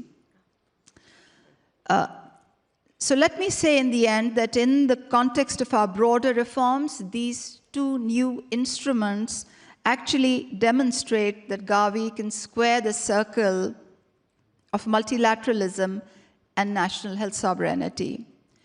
And as we can do that at the same time as strengthening global public health goals that not only protect the most vulnerable, but also safeguard our collective security. I thank you. Thank you, Sanya. Thank you, Sanya. Let me now go to Mr. Akihiko Nishio, who is the Vice President of Development Finance at the World Bank. Thank you. Je vais commencer avec quelques mots en français. Je voudrais bien remercier Monsieur le Président et aussi le gouvernement français, Madame la Ministre, et aussi la ville de Lyon pour cette occasion vraiment très spéciale. J'ai appris beaucoup, j'ai apprécié beaucoup les avis de mes collègues. Et j'ai trouvé que les discussions étaient vraiment inspirantes et franches et ouvertes. Et je pense que c'est un esprit qu'on doit garder en futur. Ok, je vais changer en anglais maintenant. So I would like to mention three things from the part of the World Bank. First of all, I'd like to say that since 2021, the World Bank Group has been a very steadfast supporter of One Health and has an estimated 34 projects and approximately $4 billion in commitments across health, agriculture, and environment, which is 2.5 times higher than the same duration of time before the pandemic. And subject to country demand and board approval, the World Bank Group will invest in new projects totaling $750 million US, 750, over the next years for One Health activities across the portfolio. I'd also like to add here that in addition to the financing, we would also like to contribute on the knowledge side. We have launched a knowledge bank where we curate and share knowledge across the institution, also with our partners. So we would very much like to proceed on that path. Second, the World Bank Group plans to endorse the Public Development Bank's joint statement in support of investments in One Health. So we are very happy to do that. Third, as part of this effort, the World Bank Group is working with other development banks to establish a common framework for financial tracking. And we are committed to doing further work on this with our colleagues from partner organizations. And fourth, we are pleased to announce a new engagement with Prezod. Over the past year, we have been exploring different opportunities in Africa, and we can now confirm that we are going to collaborate with Prezod on a regional health program in West and Central Africa, strengthening the One Health implementation in a region that is central to global disease surveillance and pandemic preparedness. So in closing, let me just reiterate how much I look forward to working with all of you on this very, very important agenda, which I think is a matter of foundations of growth and foundations of security for the world as a whole. Thank you very much.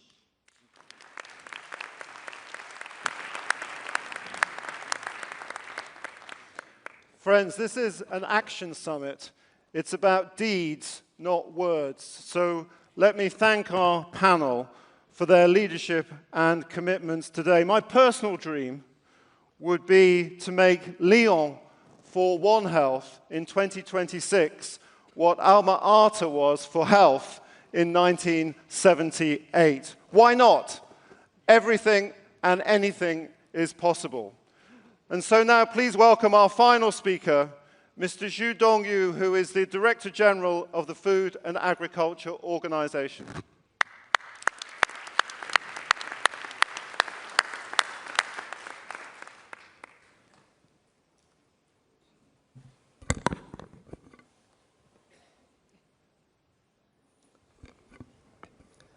Mr. Moderator, Honorable President of Botswana, Honorable Prime Minister of Cambodia, ladies and gentlemen, we are approaching the close of this panel.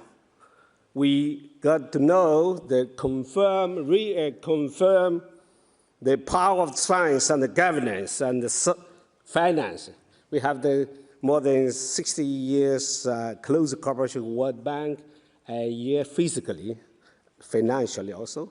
Together with other agencies like UNESCO, we are promote science together, especially for agricultural agri-food systems. Now it's time to turn the ideas to actions that safeguard health and prosperity. Science gives us evidence. Finance makes action possible. Governance ensures it's all come together. The vitamin M, it makes stick together. Evidence alone does not change the world. It must be coupled with strong institution, multi-sector collaboration, and strategic decision-making. Today, we want to emphasize the critical role of the effective governance, but One Health can go beyond human health. Ministers of agri-food system are fundamental. I said health from the health food, from health soil, health water, health air. If we don't have health air here, I think all of you will run out to the street and to the mountains and rivers. It is encompass animals, plants, soils, water, and microbiome, the interconnected system that sustain life, food, feed, and livelihoods. While the agri-food system thrive, they support the four betters: better production, better nutrition, better environment, and better life, leaving no one behind. One Health is everyone's and sustainable health. Our well-being is inseparable from that of the animals, our ecosystem. The governance must reflect that the reality across all sectors. Agri-food system employ over 1 billion people worldwide, support the livelihood of nearly 40% of global population, and ensure the health of 8 billion. It's coming 10 billion, 2050. FAO serves as a global convener of science, policy, technical expertise, connected the research community with the government to translate the knowledge into the concrete solutions at the national level on the ground. I'm pleased to announce FAO is launching global partnership program for transboundary animal disease. We need more people, more members, more partners involved. That's global partnership program. Through this program, together with our partners, we aim to strengthen surveillance, preparedness, coordinated response to transboundary animal disease, because animal disease don't respect the boundary, and protect the agri-food system, trade, and the rural livelihood. Data and knowledge are also critical. The One Health agri-food system knowledge and intelligence hub will bring together data, analytic, scientific expertise from cross-discipline to support evidence-based policymaking and coordinated action worldwide. Yesterday, I had the honor to meet the young leaders at the youth event. Their energy, curiosity, and vision gave me great confidence. I was a scientist for 25 years, so on the biology and the genome sequencing. So I trust them. They can carry forward One Health governance in the years to come. They can regionalize the energy of this mission together for the future. Young scientists, the innovators will play the decisive role in shaping next generation of One Health solutions, from digital to all the advanced technology which needed. I warmly welcome all of you to the April Global Conference on Action on One Health in Agriculture, supposed to determine to do already in Rome from 21st to 23rd September. I am invited 100 ministers, not only from Minister of Agriculture, Minister of Health, Minister of Environment, and Minister of Economy, who are willing to come. And also World Food Forum I established 5 years ago. Last year we had 15,000 participants in person, almost 500,000 online within 5 days. That will be happening this year, 12 to 16 October. October 16 is the birth of FAO. So we use that, also World Food Day. And that's why we established World Food Forum, which will provide the opportunity to continue to translate commitment made at this summit into concrete solutions. Together, we can learn together, we can work together, and we can deliver together, and make this planet for sustainable forever. Thank you so much. Okay, that's it. Thank you very much to all of our great panelists. Please join me in giving them a real great round of applause. Thank you all. I wanted to congratulate you all for these very exciting announcements. And we look all forward to the conference in September on agri-food systems. Car si nos réponses doivent être internationales, elles doivent aussi être locales, ancrées dans les territoires. Les collectivités sont en effet en première ligne face aux crises sanitaires, climatiques et environnementales. Ce sont elles qui organisent l'accès à l'eau et aux services essentiels, qui planifient l'aménagement urbain, qui luttent contre les pollutions, qui protègent aussi la biodiversité dans nos villes.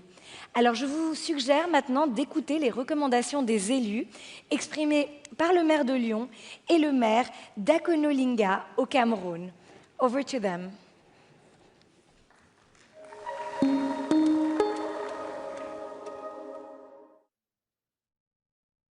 Dans nos territoires urbains, nous subissons les effets de différents phénomènes qui affectent notre santé. Pollution de l'air, vagues de chaleur extrême, inondations, insécurité alimentaire, perte de biodiversité ou encore émergence de nouvelles maladies. Ces phénomènes sont liés les uns aux autres et ils s'intensifient.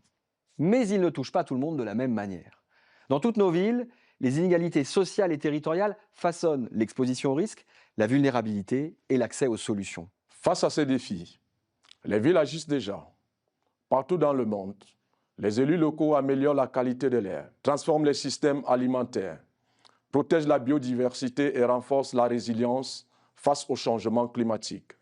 Car dans les villes, une évidence s'impose. La santé humaine, la santé animale et la santé des écosystèmes sont indissociables. C'est précisément le sens de l'approche One Health. Les villes sont idéalement placées pour la traduire en actions concrètes en reliant les politiques de santé, d'environnement, d'urbanisme, d'alimentation et de climat. Mais aujourd'hui, nous devons franchir une nouvelle étape. Si les crises sont globales, les solutions commencent souvent dans les villes.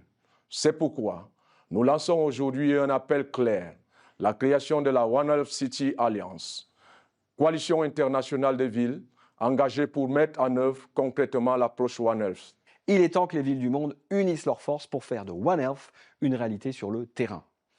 Cette coalition permettra de partager les connaissances, de développer des solutions communes et d'accélérer les politiques urbaines qui améliorent simultanément la santé des populations, des animaux et des écosystèmes. Car les défis auxquels nous faisons face dépassent les frontières de nos villes et de nos pays, mais les solutions peuvent aussi dépasser ces frontières. En unissant les villes du monde autour de One Health, nous pouvons transformer nos réponses locales en un mouvement global pour les sociétés plus saines et plus résilientes. Ensemble, faisons des villes les moteurs d'une nouvelle alliance entre santé, environnement et climat.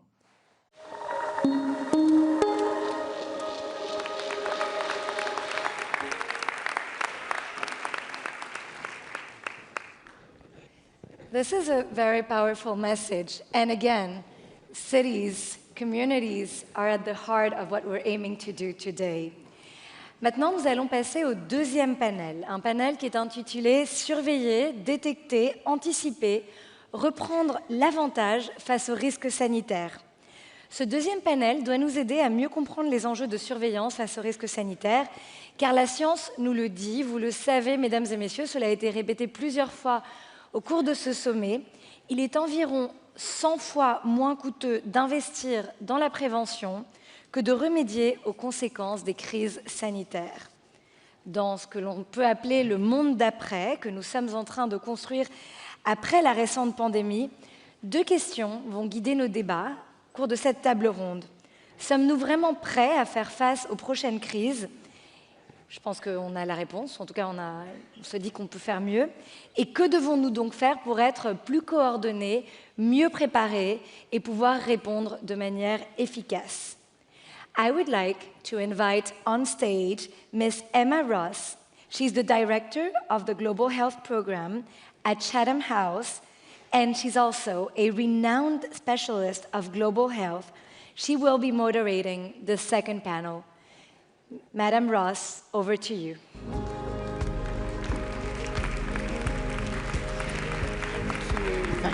Thank you.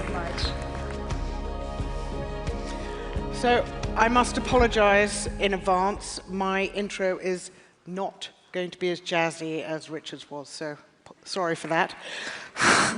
But as the title of our panel suggests, we're going to hear today some of the political commitments being made to strengthen the way we tackle outbreaks using the One Health approach. There is clearly a lot to do at the political level, but the truth is that One Health lessons we've learned over the years were not applied in the COVID pandemic. There wasn't the prevention, in part because we had no integrated disease surveillance across humans, animals, and the environment, and upstream drivers were still neglected. We had no One Health preparedness strategy, and the transdisciplinary capacity was underdeveloped. There was no One Health response to speak of. Siloed systems were not bridged. We didn't manage the spillback from animals. So One Health was more a rhetorical banner than an operational reality in the response to the pandemic. The pandemic did certainly elevate One Health on the political agenda. Clearly, we're here today. And I'm looking forward to hearing today from our panelists what they're planning to do to make One Health work on the ground. So I'd like now to invite our panelists to join me on stage. First, Dr. Emmanuel Macron, Director General of the World Health Organization, the World Organization for Animal Health.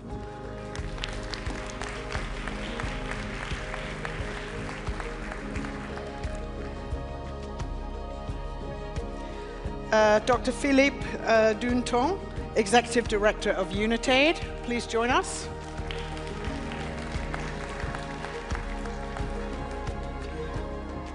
Take a seat.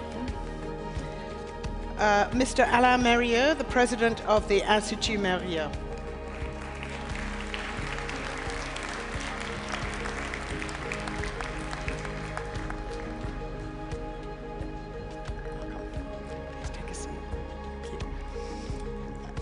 Mr. Peter Sands, Executive Director of the Global Fund to Fight AIDS, Tuberculosis, and Malaria. Welcome, Peter. Just next to Alain. And last but not least, Mr. Stavros Nicolaou, Group Senior Executive for Strategic Trade at Aspen.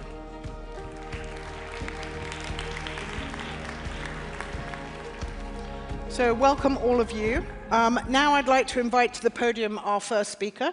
So this is not all we have more.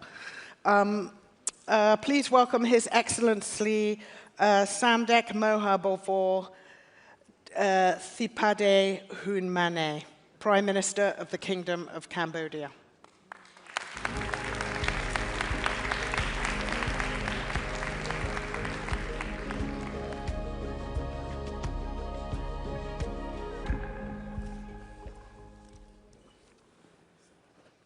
Excellency, distinguished delegates, ladies and gentlemen. It is my honor to join the One Health Summit 2026 on the World Health Day today. I highly appreciate the government of France for hosting this summit at such a pivotal moment for humanity and our planet. All of us can still remember the outbreak of the COVID-19 pandemic. Despite being an under-resourced country, Cambodia's containment of COVID-19 is widely regarded as notable success from a strict containment phase to high vaccination recovery phase. Humans, animals, and their environments do not face separate risks. They share the same destiny. This gathering provides a platform to reshape traditional approaches toward a One Health culture, a systemic, integrated, and unifying approach to safeguard human, animal, environmental ecosystems. Global progress is evidence.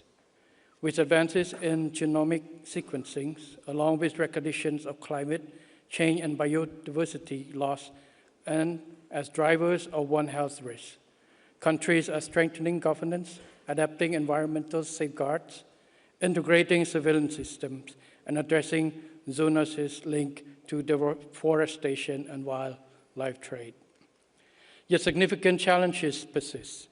Pandemic risks from pathogen spillovers due to wildlife trade, disrupted ecosystems from climate change, all of which require coordinated global actions to build resilient One Health systems.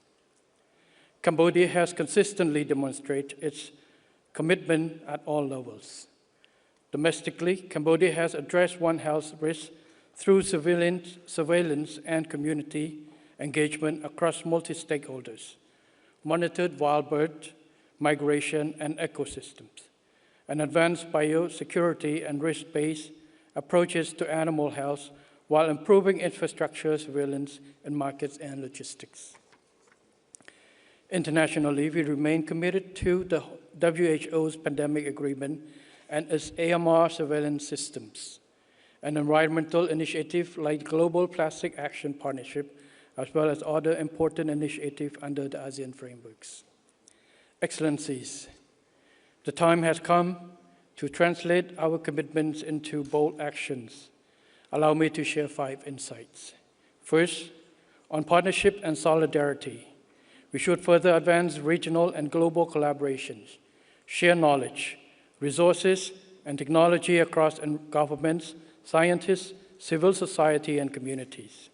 Second, on integrated surveillance and early warning system, we should continue to harmonize standards, expand genomic sequencing, and ensure rapid responses.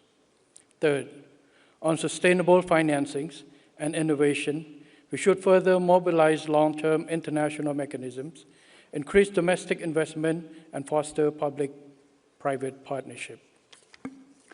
Fourth, on combating antimicrobial resistance and climate pressures, we should further promote responsible antibiotic use, enhance monitoring regulatory reform, and integration of climate safeguards into health and agricultural policies. Fifth, on promoting knowledge, equity, and preparedness, we should ensure evidence-based policy, invest in laboratories and workforce development, guarantee equitable access to life-saving tools, and empower communities through awareness. Excellencies, ladies and gentlemen, now it is time to transform momentum into lasting impact. Together, we must scale up collaborations, strengthen preparedness, secure sustainable financings, and promote equity at the core of One Health. Together, we can translate today's progress into global resilience and benefits people, animals, and ecosystems everywhere. And thank you very much for this opportunity. Thank you. Thank you, Prime Minister. Thank you. So thank you, Prime Minister, for sharing the priorities from your perspective. As you say, there is a lot we should and must do going forward. And we look forward to seeing what comes next for Cambodia's engagement in advancing One Health. Minister Planas.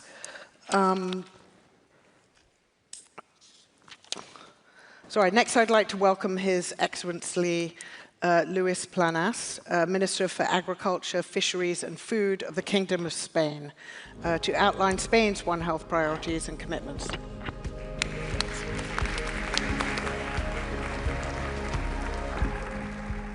Merci, Mesdames, Messieurs, chers collègues. Juste quelques remarques. J'ai déjà intervenu ce matin sur l'analyse qu'on faisait sur les conséquences de la santé animale sur la santé publique et l'environnement en jouant avec les trois éléments pour le futur des orientations que nous devons prendre collectivement. Mais je voudrais à ce point, dans une brève intervention, mentionner et commenter les engagements publics que l'Espagne fait en clôture de cette session sur 4 points concrets qui nous semblent très bien montrer la portée des efforts que cet événement et cette rencontre peut tenir compte. Surtout en tenant compte que c'est uniquement sur la base de la coopération internationale qu'on pourra effectivement achever et sur une base totalement transversale entre les différents éléments, les objectifs que nous avons discutés longuement entre hier et aujourd'hui. Le premier, c'est la déclaration en faveur d'une diète qui soit saine et soutenable et la garantie pour tous de la souveraineté alimentaire. C'est une question qui est absolument clé et on ne peut pas y oublier. En tant que ministre de l'Agriculture, de la Pêche et de l'Alimentation, cette question de la sécurité alimentaire me tient à cœur, je crois, tous les participants de cette rencontre, mais aussi le caractère sain de nos produits qui sont effectivement consommés par les citoyens. C'est pourquoi c'est important d'adopter une déclaration internationale sur les produits ultra-processés dont on doit arriver à une définition qui nous permette de prendre des mesures vers le futur. Je préfère très largement l'évidence scientifique sur le sujet qui a été présentée jusqu'à ce moment et qui continue à être développée dans le futur immédiat. La deuxième, c'est la question des data, des données sur lesquelles nous basons nos raisonnements. Je crois que c'est une question absolument essentielle. On parlait ce matin justement à quel point, par exemple, sur la question des processus zoonotiques avec de caractère vectoriel, on devrait obtenir, et c'est un bon exemple, des données qui soient harmonisées entre les différentes parties prenantes. Mais c'est plus large que ça. Tous les éléments qui interviennent du côté de l'environnement, du climat, de l'agriculture, de la biodiversité et même les aspects sociaux doivent être tenus en compte et c'est important effectivement qu'on puisse obtenir une approche commune et une harmonisation des données sur le sujet. La troisième déclaration me semble clé. C'est le pacte international pour préserver l'effectivité des antibiotiques. C'est une question dont on a mentionné largement aujourd'hui dans plusieurs interventions. Je l'ai fait moi-même ce matin. C'est une question qu'on ne peut pas mettre de côté. C'est une question absolument fondamentale. On ne peut pas utiliser les antibiotiques, je parle de l'élevage, dans l'alimentation animale. C'est absolument clé. Et cet élément dans lequel, par exemple, dans le cas de l'Espagne, depuis 2014, on a réussi à éliminer 70% de tous les antibiotiques qui étaient utilisés dans le passé, mais il nous reste certainement encore du chemin à faire sur la matière. On va publier cette année, pour la première fois, aussi les données sur les animaux de compagnie. C'est un élément clé, et comme je dis, c'est la troisième déclaration qu'on soutient de notre côté. Et finalement, celle qui se réfère à la restriction de l'utilisation intentionnelle des micro- ou nanoplastiques dans les produits utilisés dans notre vie journalière. C'est absolument clair que, de ce point de vue, tous les produits nanoplastiques ou microplastiques sont des éléments terriblement nuisibles, pas seulement pour l'environnement, mais aussi pour notre santé, et il faut travailler dans leur élimination. Je conclus. Je crois que de tout l'esprit de ces déclarations, comme ces deux débats de ce matin et cet après-midi, montre à quel point nous sommes prêts à converger sur une action internationale qui doit être coordonnée. Le rôle de l'OMSA, le rôle de l'FAO, le rôle de l'OMS, le rôle de l'Organisation des Nations Unies pour l'environnement bien coordonné est un élément fondamental vers notre futur. Et en tant que représentant de l'Espagne, je parie pour ce futur, pour tenir nos engagements et pour avancer. Encore une félicitation pour le gouvernement de la France pour l'organisation de cette rencontre. Merci pour votre attention. Merci. Thank you. Please now join me in welcoming His Excellency Aaron Motsoaledi, Minister of Health for the Republic of South Africa.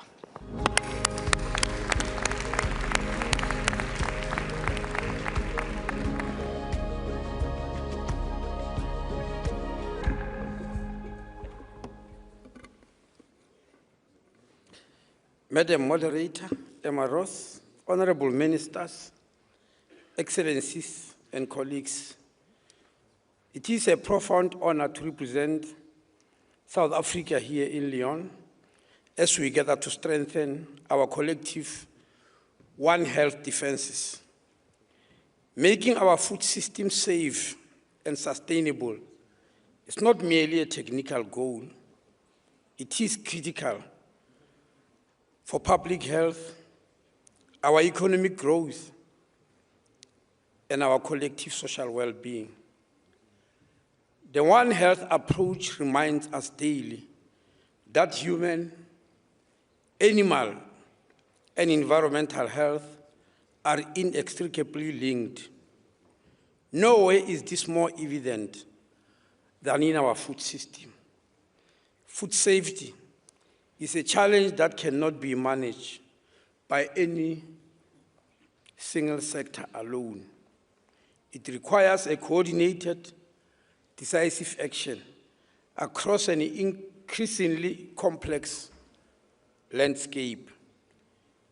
Today, that system stems from farm to fork and from sea to plate. And as we look to the future and new technology, it may even extend from laboratory to plate, where a single animal cell can be transformed into edible meat. To manage this complexity effectively, we must work together to prevent foodborne illnesses, including zoonotic agents, to identify all risks at the earliest possible stage, and respond with speed and precision to outbreaks and emergencies. When we do this, we do more than just manage a system. We will be protecting lives, building trust, and supporting long-term development. In South Africa, we are translating these principles into high-impact national initiatives. We have established a One Health Food Safety Technical Working Group to bridge the gap between the sectors. We are strengthening our food emergency alert and recall systems, improving our capacity for rapid risk assessment during outbreaks. Crucially, we are developing integrated data systems to ensure that our reporting is as fast as the risk we face. Our efforts are firmly aligned with global frameworks, including the Sustainable Development Goals, the international health regulations, and the One Health Joint Plan of Action.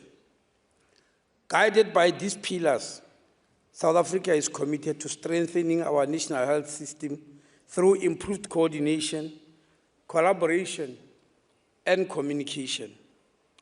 In closing, a safe and resilient food system is the bedrock of a healthy nation. Through this coordinated One Health approach, South Africa remains steadfast in its commitment to protecting our people and their environment, strengthening our food systems, and contributing to global health and food security. I thank you.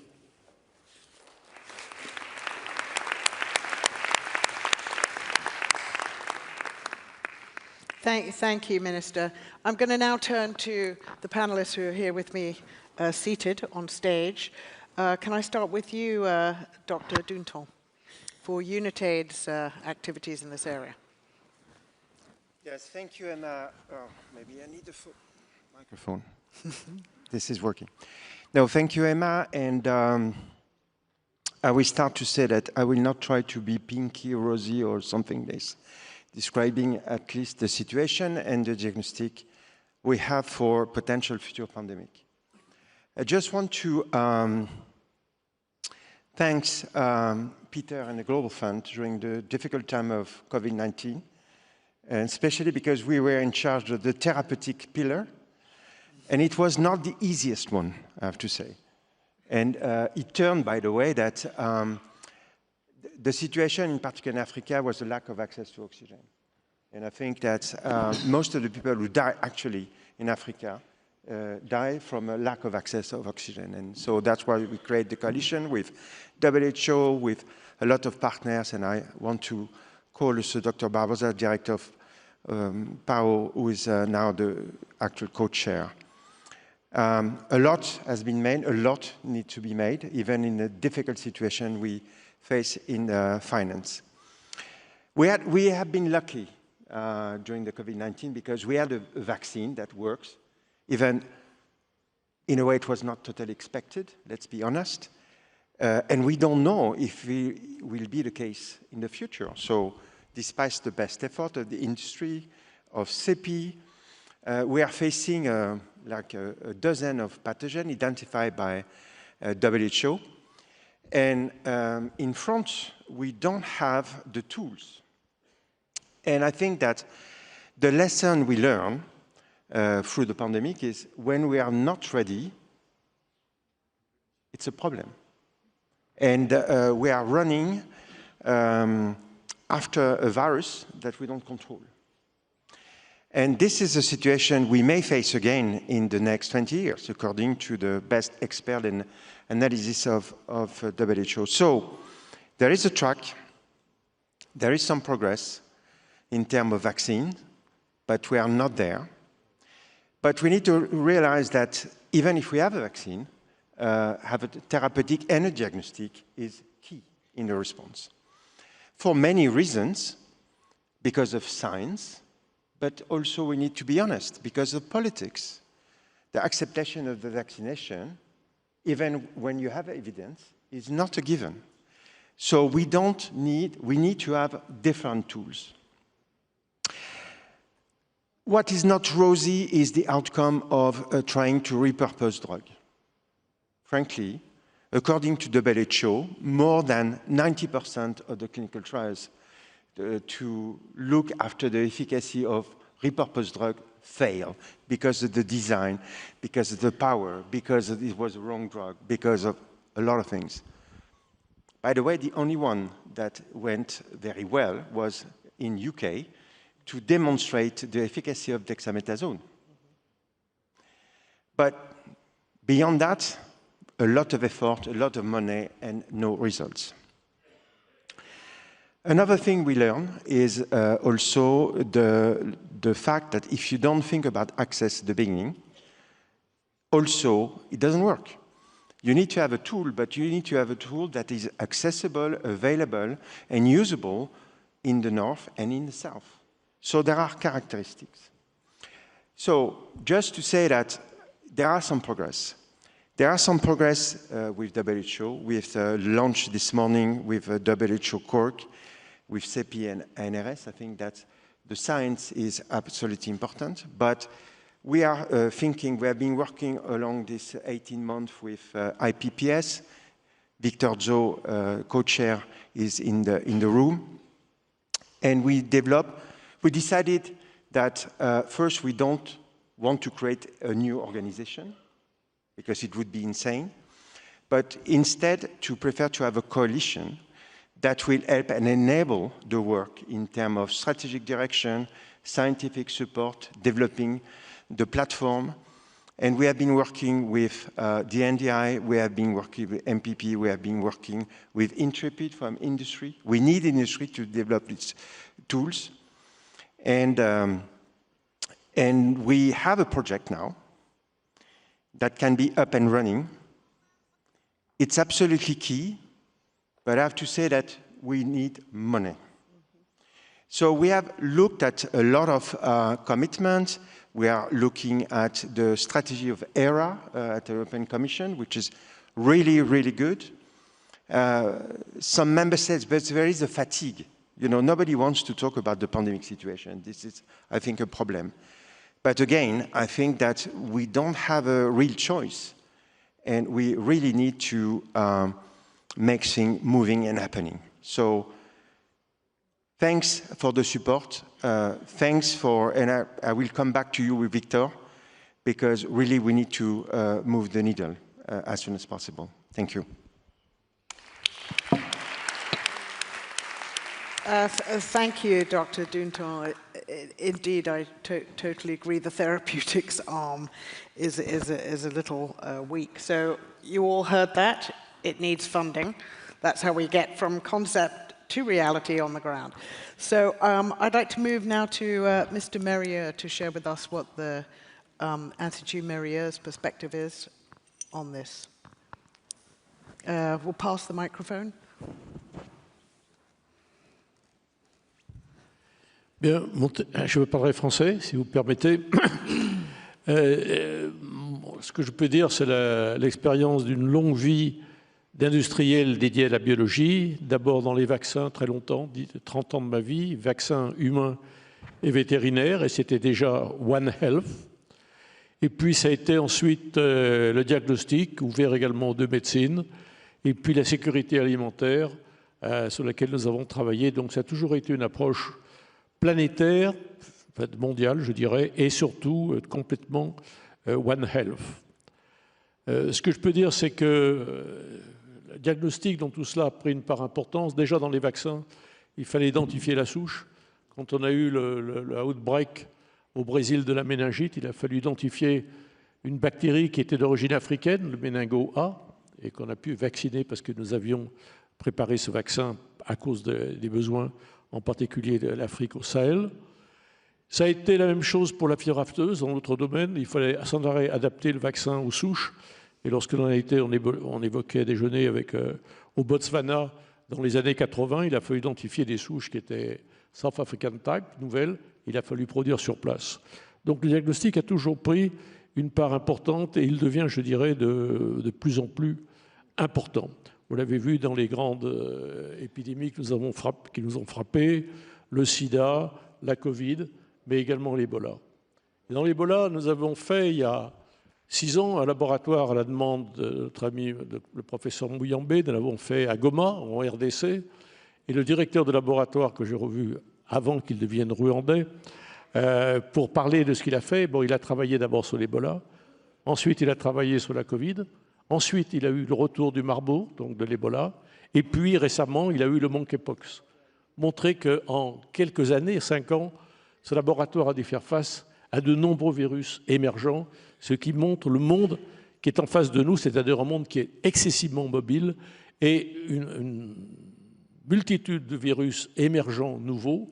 Et l'autre phénomène, la résistance des bactéries aux antibiotiques, qui sont 2 phénomènes aujourd'hui qui frappent le monde et qui, je dirais, qui n'ont pas de frontières entre nous, pas de frontières entre l'homme et l'animal et pas de frontières géographiques. Donc c'est dans cette approche que nous sommes assez contents aujourd'hui, parce que ce n'est pas moi, mais ils ont aujourd'hui travaillé pour regrouper 25 signataires, ont pris l'engagement de travailler ensemble au développement et s'engagent au lancement d'un pacte pour le diagnostic. Ça a été le Diagnostic Compact Global Health qui s'est décidé aujourd'hui. C'est 25 participants, industriels, grands organismes et gouvernements qui vont se mettre ensemble pour travailler justement à une approche diagnostique qui soit sans frontières et qui soit One Health. Car encore une fois, toute l'expérience que j'ai pu avoir sur le terrain, en particulier lorsque j'étais au moment du earthquake en Haïti, où on a vu vraiment que c'était une seule santé. Et il y a eu le outbreak et ensuite il y a eu des problèmes évidemment de médecine, de vaccination, de diagnostic, mais également les problèmes de l'eau, les problèmes de la pollution, les problèmes de la nutrition, de l'alimentation, qui sont des problèmes de plus en plus importants et que l'on ne peut pas dissocier de notre approche biologique. Nous étions récemment encore à Madagascar. À Madagascar, à quoi ça sert de vacciner les enfants s'ils n'ont pas les protéines suffisantes parce qu'ils sont en sous-alimentation? Et quand vous allez à l'hôpital de pédiatrie de Tananarive, la principale ville, première cause de mortalité, dénutrition aujourd'hui. Donc c'est une bataille mondiale, One Health, mais qui va très loin et qui englobe beaucoup plus, je dirais, que la biologie classique. Alors aujourd'hui, quelles sont les conclusions que je peux tirer de ce monde qui bouge? La première, c'est que nous gardons profondément une vision pasteurienne. J'ai eu le privilège d'avoir un grand-père, mon grand-père, qui a travaillé en 1894 avec M. Pasteur. Et nous avons toujours gardé de cette approche une vision qui est planétaire, qui est sans aucune frontière entre les deux médecines, sans frontière avec l'alimentation. M. Pasteur travaillait sur l'alimentation, sans frontière entre les pays, entre les religions, entre les revenus économiques. C'est un message pastorien très fort qui est aujourd'hui, à plus d'un siècle après, d'une acuité et d'une violence extraordinaire aujourd'hui. Donc gardons cette vision pastorienne parce qu'elle vient de loin et qu'elle est plus encore ardente que jamais. La deuxième expérience que j'ai tirée de toute cette longue vie, c'est une stratégie qui est proche de la bactérie. J'ai beaucoup d'admiration pour les bactéries parce qu'elles s'adaptent sans arrêt à un environnement qu'elles n'aiment pas, qu'elles ne contrôlent pas. Et c'est ce que nous devons faire nous-mêmes avec humilité, s'adapter au bouleversement climatique, au bouleversement scientifique, la biologie moléculaire, l'intelligence artificielle arrive, change beaucoup de choses, s'adapter au bouleversement démographique. Quand je suis né, 2 milliards d'habitants, aujourd'hui 8 milliards d'habitants, et très localisé au sud et pas tellement au nord. Et puis aujourd'hui, plus que jamais, et là on est gâté, au bouleversement géopolitique auquel il faut s'adapter. Alors faisons humblement comme les bactéries, pas trop de discours, mais adaptons-nous de façon permanente à faire face aux multiples défis qui sont les nôtres. Et je pense qu'une réunion auquel je suis très sensible parce qu'elle se tient à Lyon, ce One Health Summit, est très important parce que je crois qu'il aura rassemblé beaucoup d'énergie pour se battre pour un défi qui nous dépasse tous séparément, mais qui peut nous réunir plus que jamais. Merci.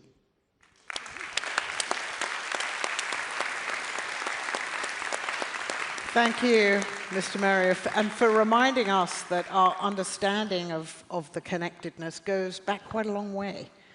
I'd like to turn to Mr. Sands now to share with us what's going on with the Global Fund. Thank you. I'd like to focus my remarks on malaria, in part because of the 3 diseases I'm charged with, HIV, TB, and malaria. It's the one that keeps me awake at night.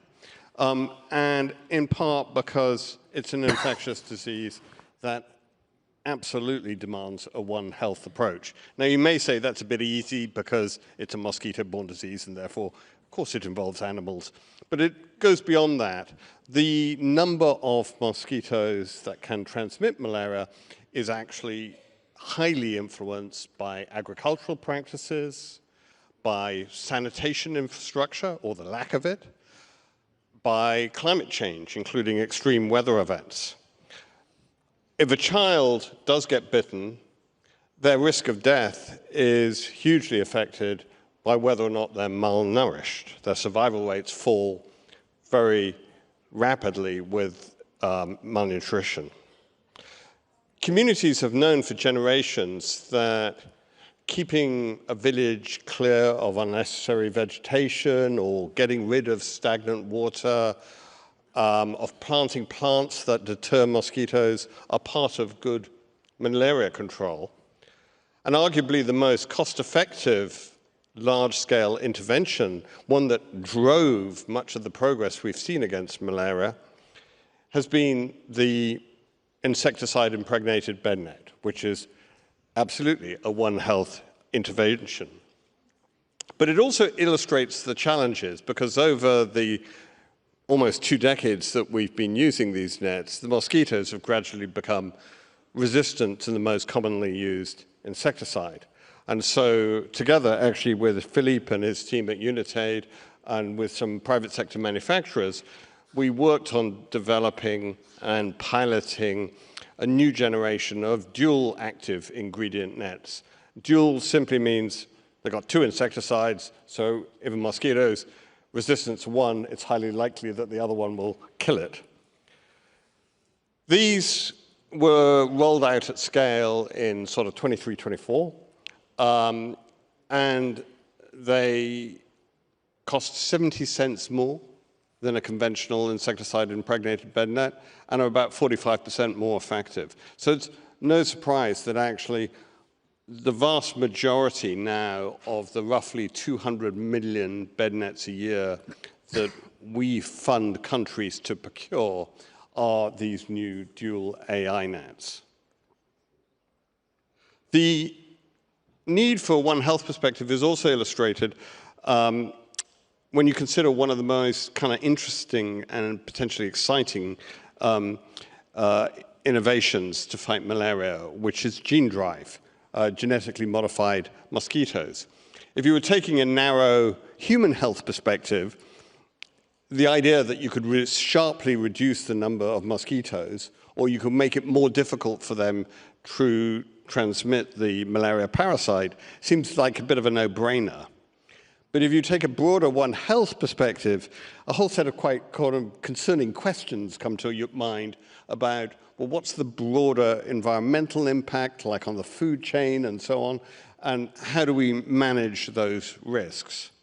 This is not to say we shouldn't pursue such innovations. We definitely need new tools to fight a disease that is killing a child every minute. But we should do so taking that broader view of what the potential risks and considerations might be. Malaria surveillance is another area where this is intricately entwined with One Health considerations. We're helping countries link their meteorological systems with their malaria surveillance systems so as to better understand and hopefully predict what extreme weather events might do to malaria incidence. We're helping them track specific malaria species. There's a particularly nasty piece of work called Anopheles stevensii, which is a mosquito that likes urban areas and also likes to bite during the day. Understanding the spread of that is critical to understanding the epidemiology of malaria.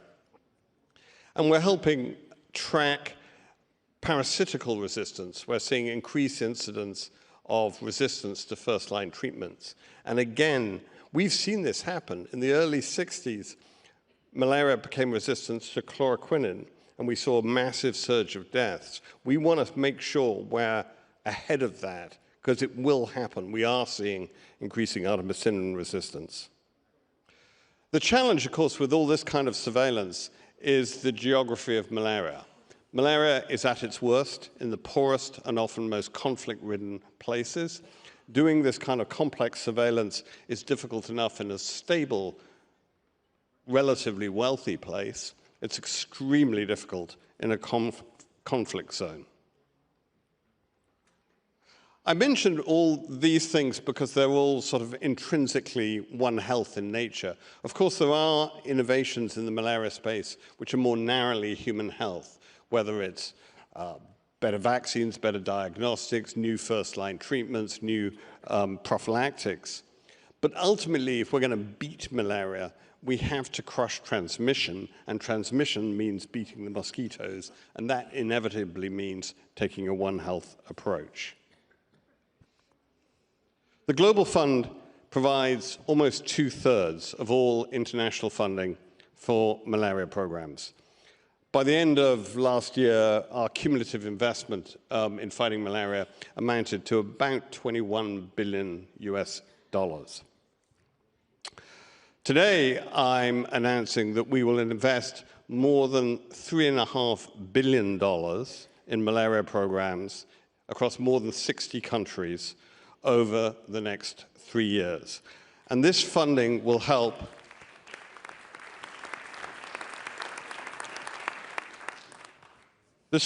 avert over 300 million cases of malaria and will save more than 4 million lives.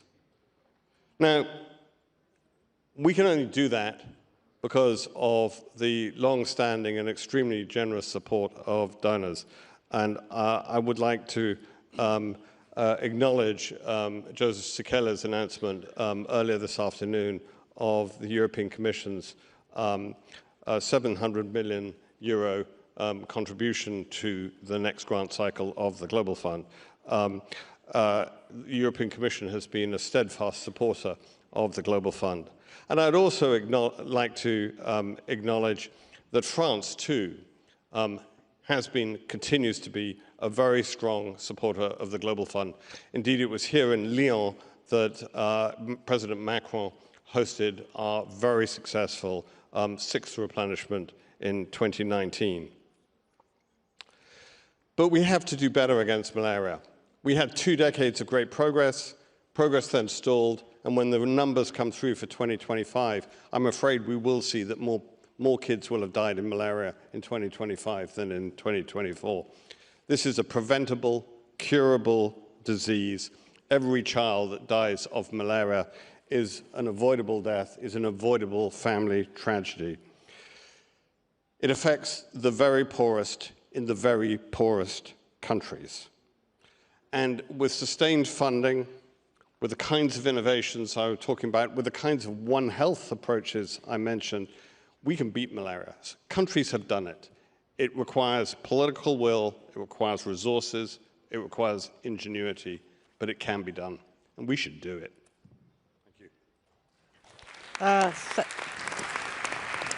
Thank you. Thank you so much for that quite concrete commitment there. To say the least, something else that is funded. Excellent. Lastly on our panel, before we go to Dr. Subaran for kind of closing, is Dr. Nicolaou. Please tell us what Aspen is up to in this space. Thank you very much, Emma. Let me greet all the colleagues and excellencies. It's a wonderful pleasure to be here today with you in Lyon. Before I make my commitments, Emma, some prefacing remarks. Firstly, what does One Health mean to us? It means having health security in every single corner of the world, just very simply put. Regrettably, we are enormously far away from achieving that. And Africa is probably the furthest from achieving that. That's my continent, where I come from. And it's important to reflect on one statistic, which is that Africa is home to 15% of the world's population, yet it harbors 25% of the global health disease burden. So you can see the disproportionality in all of that. And I needn't remind anyone in the room that during COVID, regrettably, Africa found itself at the back end of the queue. Africa resolved that that should never be repeated ever again. And a commitment was made in 2022, in fact, May 2022, at a head of state bureau meeting, which coincidentally President Macron attended, I remember very well. The commitment was made that Africa should procure 60% of its pharmaceuticals, vaccines, and other medical countermeasures from Africa by 2040.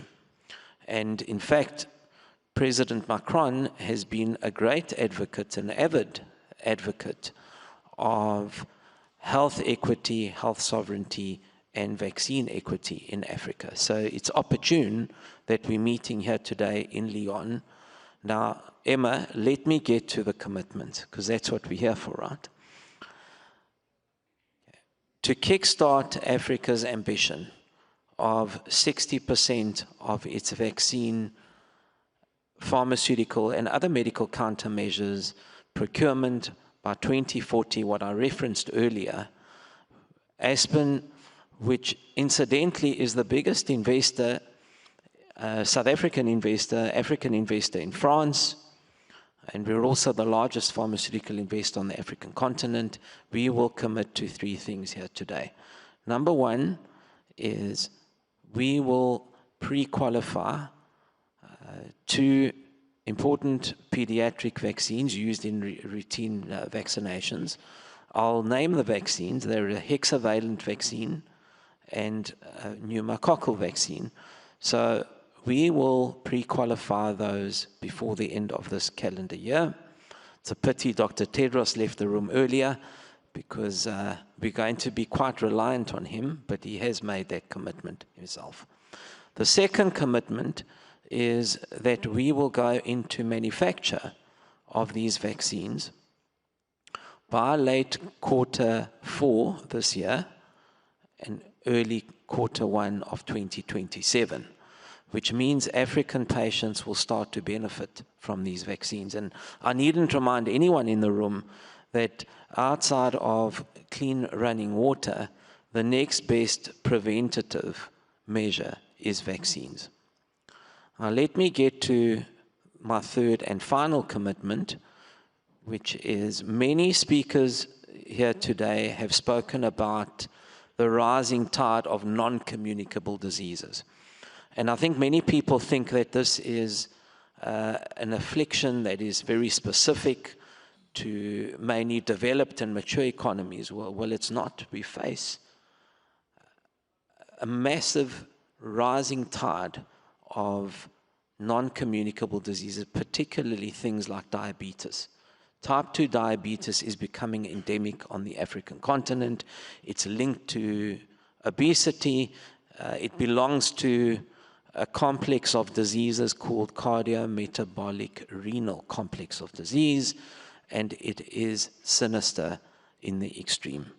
So we will commit today that we have worked as Aspen Pharmacare with Novo Nordisk, the Danish company. We will contract manufacture human insulin, which will be used for consumption mainly in Africa from May 2026. So that's in about a month's time. Novo Nordisk will do the distribution, we will do the manufacture, but what it does achieve is it strengthens regional manufacturing on the African continent, and security of supply can only be achieved through regional manufacturing and strengthening thereof. As I said earlier, it's been a great privilege being here today, and I do want to thank, and I hope the Minister for Francophonie and International Cooperation, she's sitting in front here, will convey this message personally to President Macron, that he was the European leader that came out during COVID and supported Africa. And we have never forgotten that as Africans. Thank you very much. Merci beaucoup.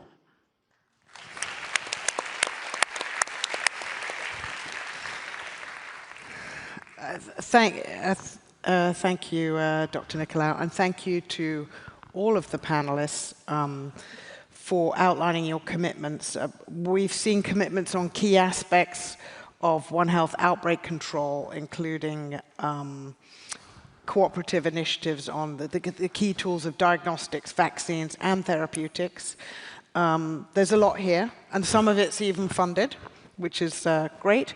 I'd just like to close my part by saying again that what I hope for is to see this turned from commitment to reality, and that this whole agenda really does get translated in a way that we face the next pandemic threat more effectively than we did last time. So with that, I'd like to hand over to Dr. Souberin to conclude for us on this panel. Thank you.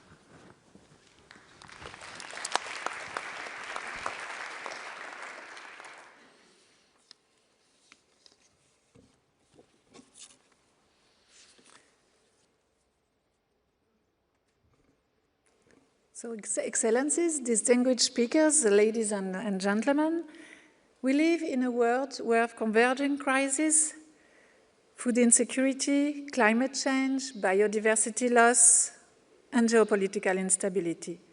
But beyond these global trends, today's exchanges have reminded us of a persistent and yet often preventable risk, zoonotic diseases. Rift Valley fever, West Nile, tuberculosis, and so many others continue to affect us and to claim millions of human lives every year. Today, it has been said already, but around 60% of human infectious disease and nearly 75% of emerging infectious disease originate in animals. And these biological threats, whether natural, accidental, or intentional, deliberate, are increasing in complexity. And as previous speakers emphasized, security does not begin during crisis. Security begins with prevention. Yet, despite clear evidence, we continue to underinvest in this first line of defense, in particular in animal health systems. And let me, as DG of the World Organization for Animal Health, give concrete figures. Animal diseases reduce livestock production globally by 20%, costing farmers an estimated cost of $300 billion every year. And yet, veterinary services, animal health systems, receive on average less than 0.05% of national GDP.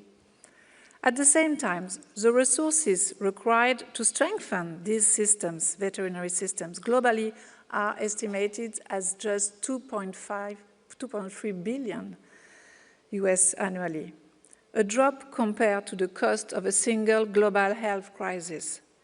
And even more striking, every dollar invested in animal health can generate return up to 86%, according to the World Bank. Thus, a paradigm shift is needed.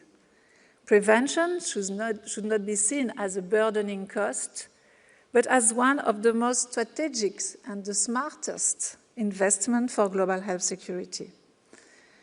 Excellencies, today's discussion has made very clear that infectious health threats often emerge at the human-animal health interface. But by reinforcing our first line of defense, we are able to detect threats early, prevent their spread, and prevent local outbreaks from becoming global crises.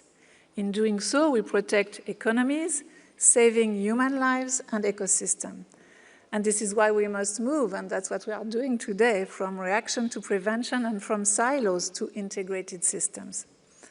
The One Health approach provides us with the framework to do exactly that. And I would like to share with you today some concrete initiatives on prevention, surveillance, and preparedness we are committed to advance, and it's a commitment in a One Health approach. First, on prevention at source. Let's start with a very powerful example, which is rabies. Rabies is a demonstration that investing in animal health directly saves human lives. It shows that prevention works and that it delivers concrete, measurable public health outcomes. It is, you know it, a fatal disease, but entirely preventable through dog vaccination, timely post-exposure prophylaxis, and community awareness.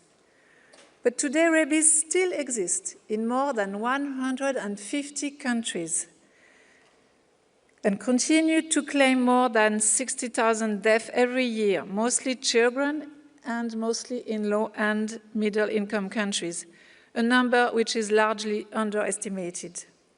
We know how to eliminate rabies. We have the tools. We have the tools, and we have demonstrated we can do it. So let's make a commitment today and use this example not only as a disease control program, but as a model for One Health in action, an indicator of success. And let's save children by vaccinating dogs, while building wall of government One Health systems for future threats. This is one of our concrete proposals. Second, on surveillance. Prevention depends on our ability to detect and monitor pathogens across human, animal, and environment. This includes also wildlife, essential to anticipate emerging threats. At WOA, we ensure global transparency through our notification system on listed disease, which provide critical real-time information to all. But we must go further. And we will launch Wild EPI, a real-time wildlife health information system. And in line with the One Health Data Conversion Declaration of Intent, all our data will be shared with partners for integrated surveillance systems. Third, preparedness. Remember, during COVID-19 pandemic, veterinary services played a critical role, notably by supporting human testing through veterinary laboratories. Though in many countries, we faced multiple barriers before that collaboration could become effective. Building on this experience, we want to advance on a structured framework called Beyond Silo to support the integration of veterinary services into national preparedness and response mechanisms to natural, accidental, or even intentional biothreats. I have a hope when I was listening to all this investment. Let's share resources. Let's raise awareness of donors, investors, and private sector. When you invest, when you innovate, think One Health, think human, but also think animal. In sharing equipment, we spoke about genetic sequencing, in access to vaccine, to diagnostics, and in scaling of innovation.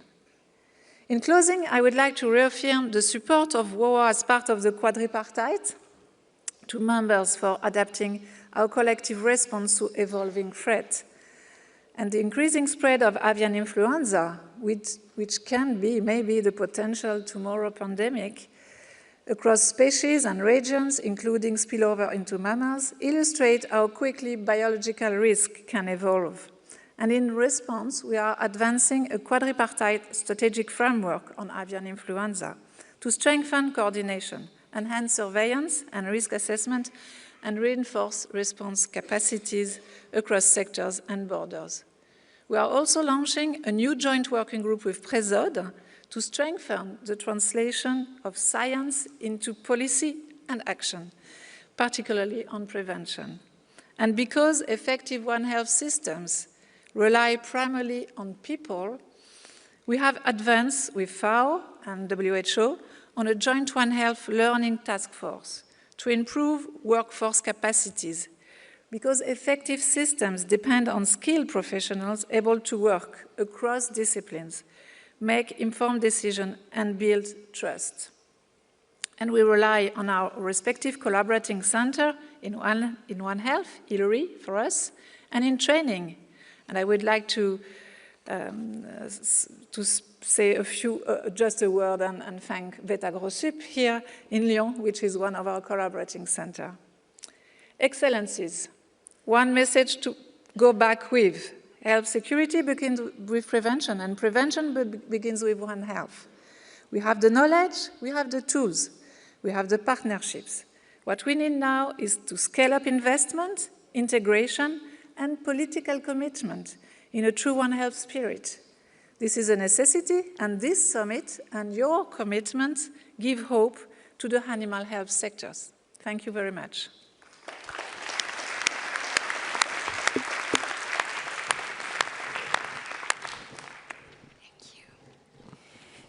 Merci, Madame la Directrice Générale, à vous et à l'OMSA, l'agence internationale centenaire basée à Paris, de rappeler ce lien essentiel entre la santé humaine et la santé animale qui est vraiment, vous l'avez compris, au cœur de l'approche One Health.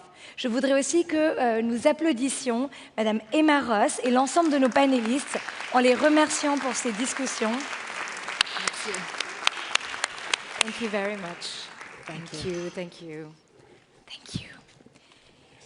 Merci à vous. Merci, Monsieur Mérier. Merci infiniment. Merci. Thank you. Yes, please. Donc maintenant, nous avons entendu deux panels extrêmement intéressants. Nous avons entendu les scientifiques. Nous avons aussi eu les responsables de collectivités territoriales. Je vous invite à écouter attentivement un message de la société civile qui nous sont partagés par Madame Runa Khan, fondatrice et directrice exécutive de l'association Friendship. Over to her.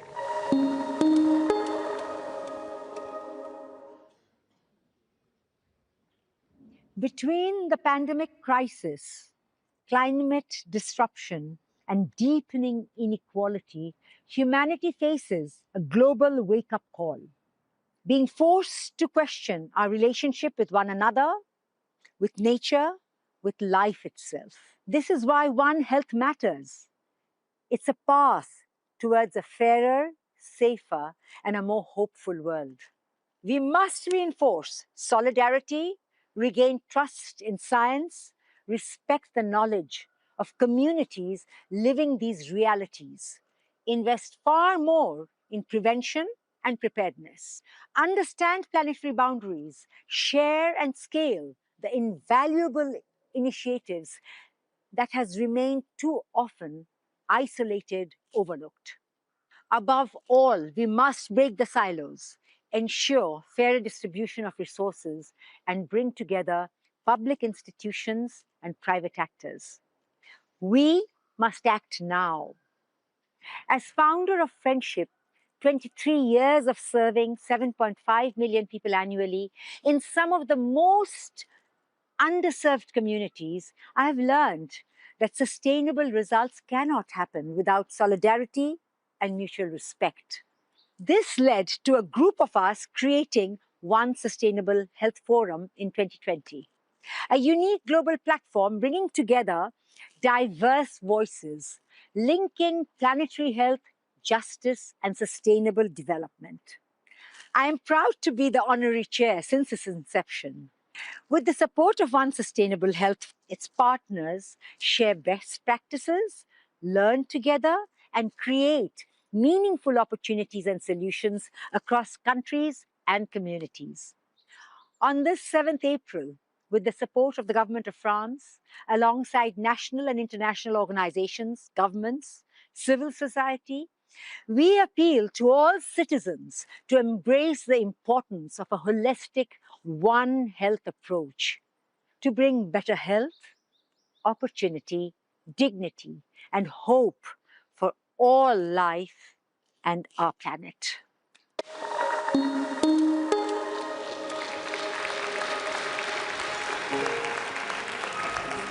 So you just heard it from Ms. Khan. We must act now, and everyone can act. This holistic approach is actually something that everyone should be talking about. We will now move to the third and last panel of the day.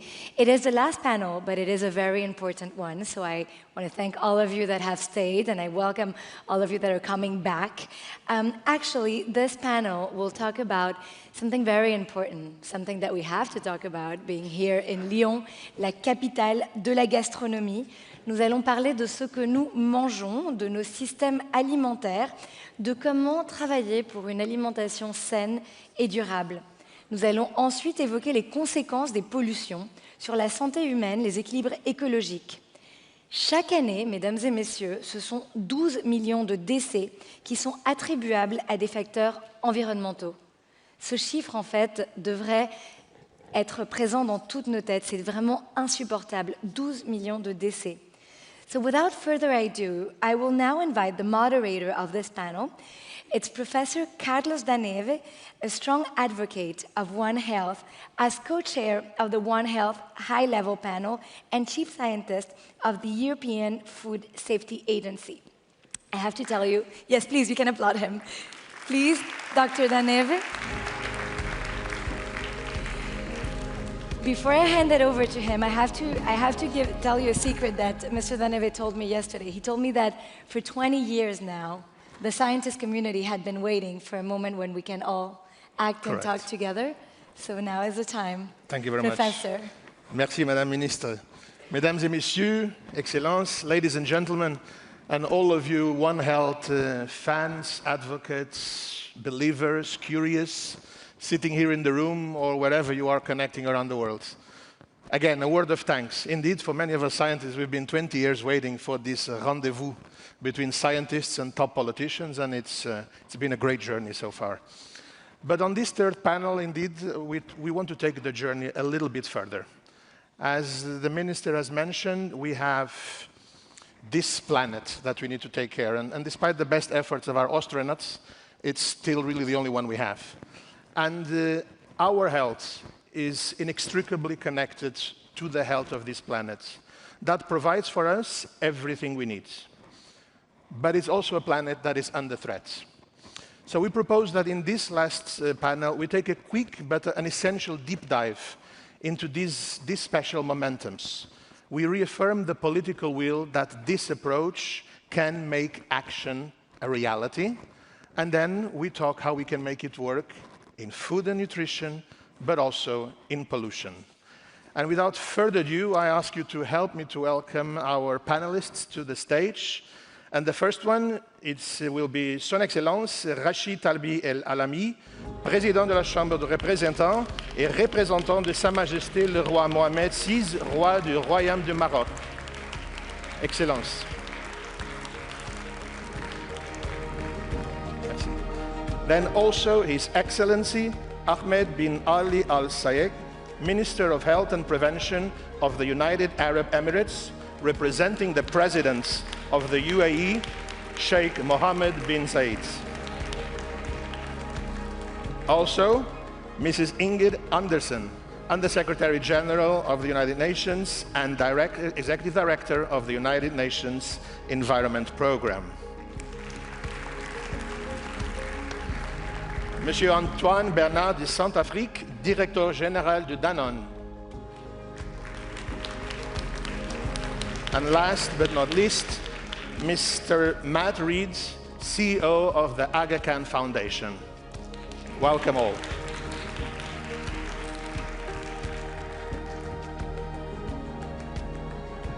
And without further delay, we go to work, and I invite Monsieur President to take the podium. Thank you.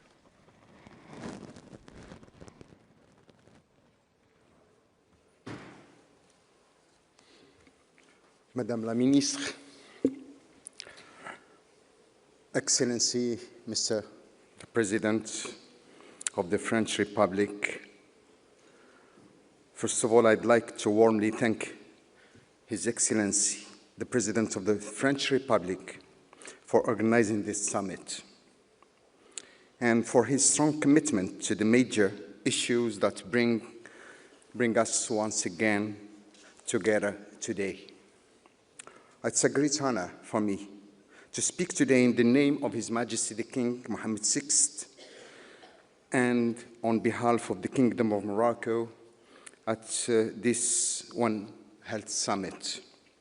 Allow me also to convey the greetings of His Majesty as well as his steadfast commitment to the causes we are addressing today and their results and resolutions. A summit that reminds us of a simple truth. We have only one planet and we share one common destiny. So we need one action for one health. Ladies and gentlemen, the theme of One Health is not just a slogan. One Summit is not just a meeting.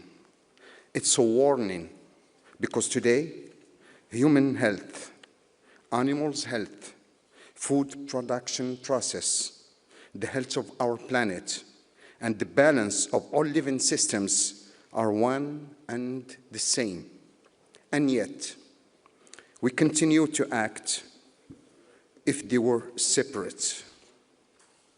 The climate is changing, ecosystems are weakening, inequalities are deepening, crises are multiplying, and in response, too often, our actions remain too slow. Our actions are dispersed and sometimes insufficient. Humanity has always faced challenges, but today, these threats are converging in ways that endanger our shared future.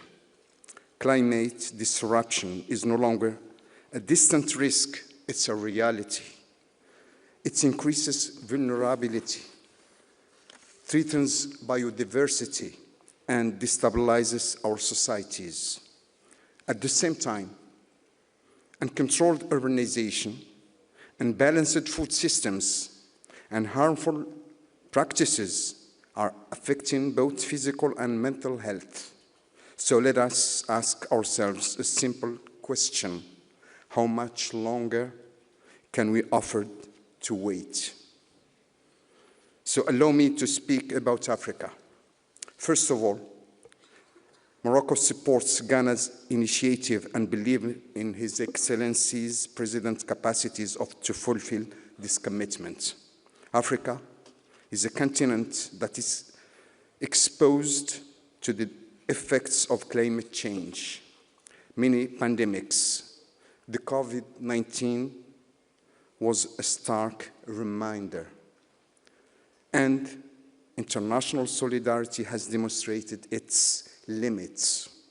And this, we can no longer accept it. Morocco, under the leadership of His Majesty the King, Mohammed VI, has made a clear choice. The choice of action, for health, action for climate, action for green fertilizers, action for Africa. Through concrete initiatives such as the 3A initiative for the adaptation of African agriculture, when Ebola pandemic struck some African countries, Morocco kept its air connection, and through a profound reform of our health system as part of broader vision of a social state. Ladies and gentlemen, in an interconnected world, isolation is an illusion. No country, I repeat, no country can face these challenges alone. No agency and no ministry alone can act against illness, pandemics, etc.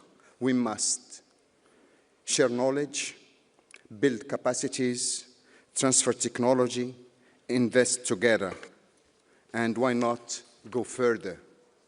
Let us consider an ambitious plan for health in Africa in the spirit of one health system, because ultimately everything depends on one thing: political will. Ladies and gentlemen, the pandemic taught us one essential lesson: our destinies are interconnected. And in the face of global challenges, individual solutions are nothing but an illusion. So today, we are faced with a choice: to endure or to act. Morocco has chosen to act and has already broken the borders. Thank you for your attention.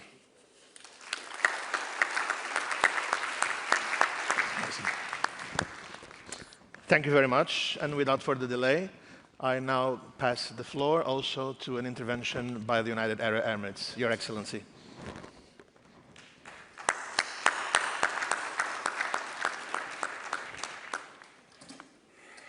Your Excellencies, distinguished colleagues, I am honored to address you today on behalf of His Highness Sheikh Mohammed bin Zayed Al Nahyan, President of the United Arab Emirates. we extend our sincere appreciation to the government of the French Republic and to President Macron for convening this very important summit at a critical moment for global health. We also recognize the leadership of the quadripartite, the WHO, the UNEP, FAO, and WOAH for advancing the One Health agenda with great ambition. The One Health approach reminds us of a simple truth. The health of people, animals, and our environment are inseparable, and that these risks are inherently interconnected, with pressures on one system quickly affecting the others. Today in the UAE, we are seeing this play out in real time as illegal, unjustifiable, and unprovoked attacks from Iran, encompassing over 2,700 drones and missiles, continue to exact a toll on human lives and livelihoods, critical civilian infrastructure, and the environment simultaneously. The UAE condemns in the strongest terms these attacks on our territory, the Gulf states, and the wider region. In just the first 2 weeks of this war, over 5 million tons of CO2 emissions were generated. This is equivalent to the combined yearly emissions of the world's 84 lowest emitting countries. Strikes on fuel storage sites alone have burned up to 5.9 million barrels of oil, adding nearly 1.9 million tons of CO2 equivalent emissions to a world already racing against a shrinking carbon budget. The hostile closure of the Strait of Hormuz also has dire and lasting consequences for human health, biodiversity, and food systems. The extra transit time of vessels rerouted around the Cape of Good Hope has increased emissions and delayed products like medicines from reaching those who need them. Around 35% of the world's fertilizers flow through the strait, and the threat to global agriculture is monumental. If the strait remains closed, 45 million people risk being pushed into food insecurity. This is a war against the health of every country, consumer, and family that depends on affordable energy and food, against ecosystems that are being damaged, and against critical resources that we all share. It highlights the extent to which our systems are interconnected and the importance of addressing risks with that shared reality in mind. While One Health has historically centered on zoonotic diseases, our experiences show that we must continue to expand the boundaries of One Health while addressing environmental risks such as air pollution, which are major drivers of chronic diseases, including cancer, cardiovascular, and respiratory issues, and pregnancy complications. From this experience, we drew 3 lessons that we believe are broadly relevant to our discussions here. First, the importance of integrated policy and governance, recognizing that health, environment, and food systems are deeply interconnected. Second, the need for science-based decision-making, supported by strong data systems that translate evidence into action. Third, a shift toward prevention, not only response, but by addressing risks before they become crisis, including through early warning systems and risk-informed planning, many of which are reflected in the outcomes and deliverables of One Health Summit. In this context, we also underline the critical importance of the water-health-climate nexus, particularly in regions facing water stress, and look forward to advancing these priorities through the 2026 United Nations Water Conference, which the UAE will co-host with Senegal. At a time when cooperation between nations is under strain, the protection of human health through a One Health approach must be a point of convergence. On this World Health Day, the United Arab Emirates is pleased to endorse the One Health and Beyond Declaration and partner with the One Health Center of Excellence Global Network with a view to convene UAE academic institutions as a concrete step toward that goal. The UAE remains committed to continue advancing practical, implementation-focused solutions that integrate health, environment, and climate priorities. Thank you very much.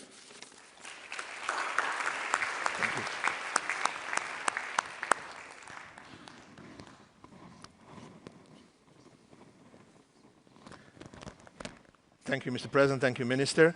I think both your speeches have highlighted the need for connecting the dots, connecting our silos. And we move, therefore, already immediately to one of these, as already mentioned by the Minister, and being the Chief Scientist of EFSA, one of my favorite topics, foods, probably the favorite topic to many already in the room.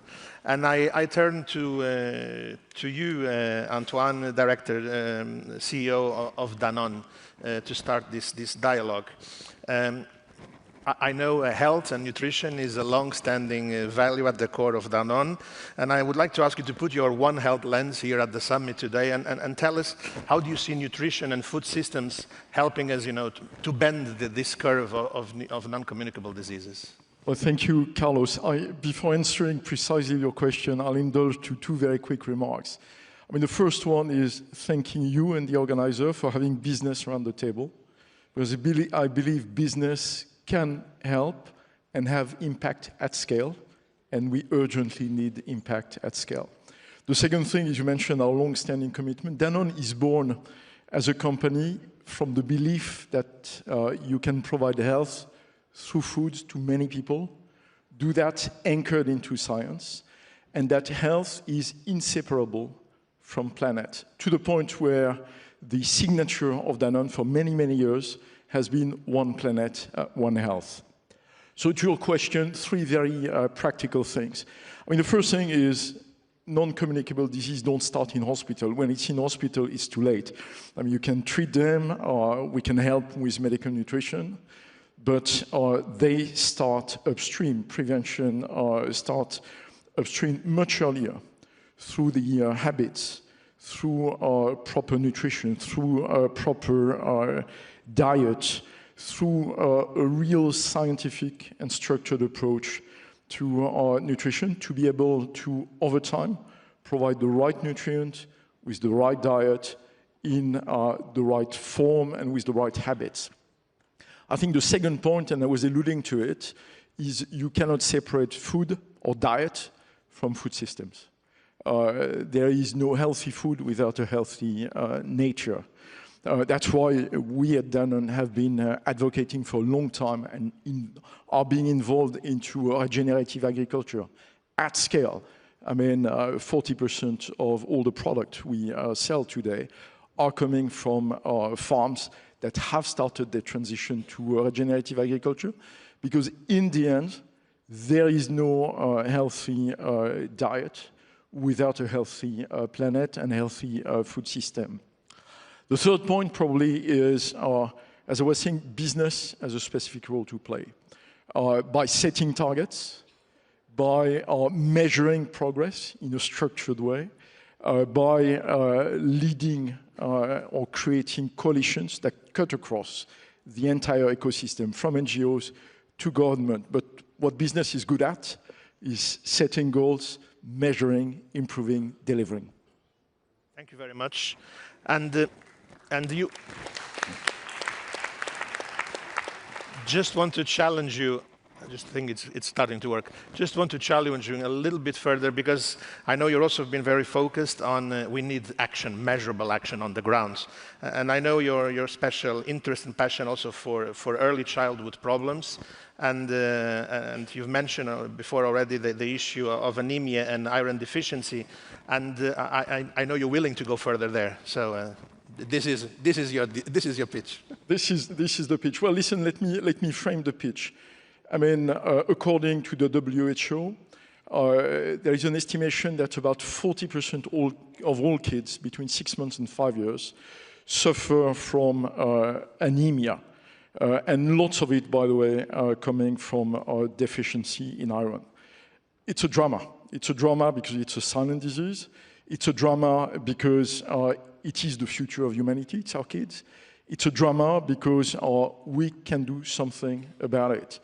And we'll try to do our part at scale, as we discussed. So between now and 2030, we are committed to support 14 million screenings for iron status and for anemia, with very, very clear intent, which is making it visible, identifying the children that are at risk, generating data, because when you have data, you can act, but also strengthening awareness amongst the families, amongst healthcare professionals, amongst public authorities, because anemia is a very, very silent disease that conditions the future of our kids.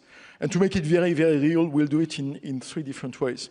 One is embed screening into existing health system workflow, not doing something parallel. Otherwise, it's a waste of money and it will not work. The second thing is do it in a way that is non-invasive.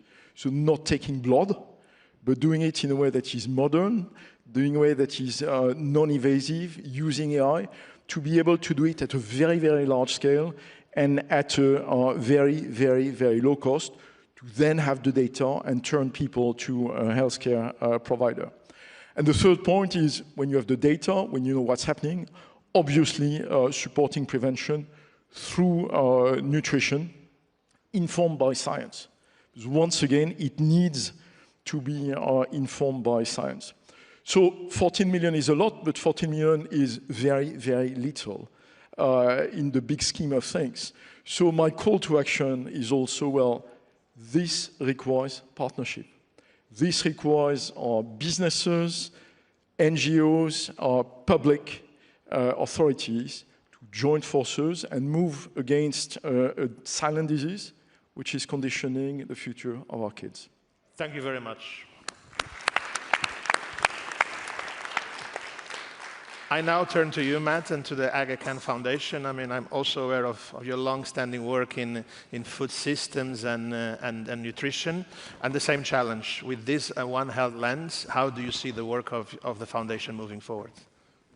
Thank you very much, and thank you to everyone for coming today. There's a lot of complementarity between the two of us, and hopefully we won't repeat each other too much. But I guess let me start by saying that the Aga Khan Development Network has an intergenerational commitment to many of the One Health principles.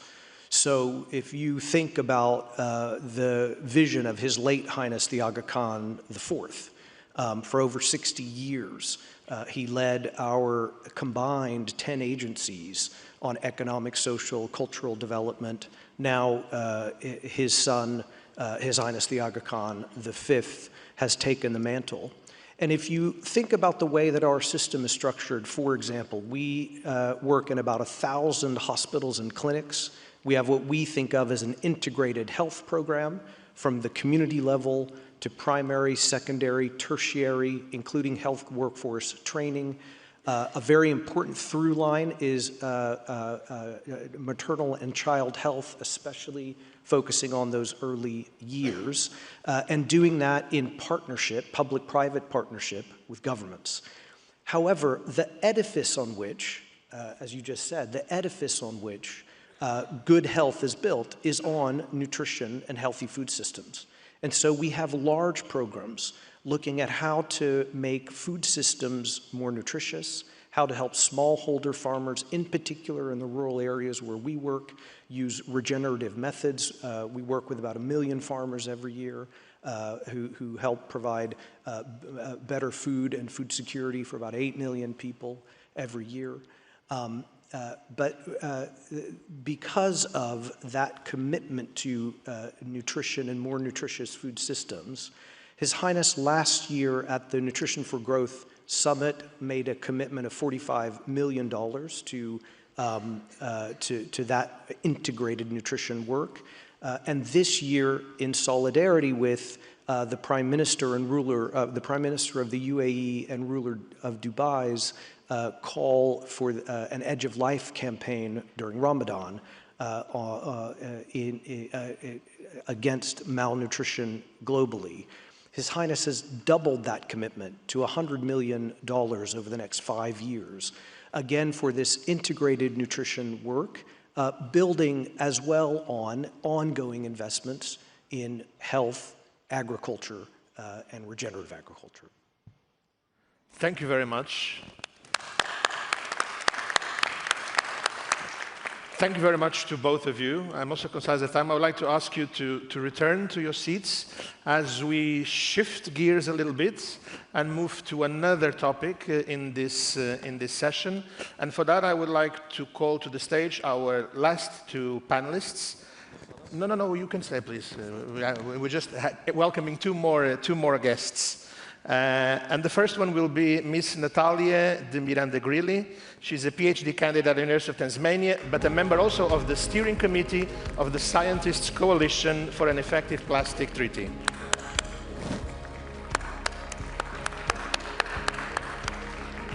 And then, Monsieur Simon Bernard, président et cofondateur du Plastic Odyssey.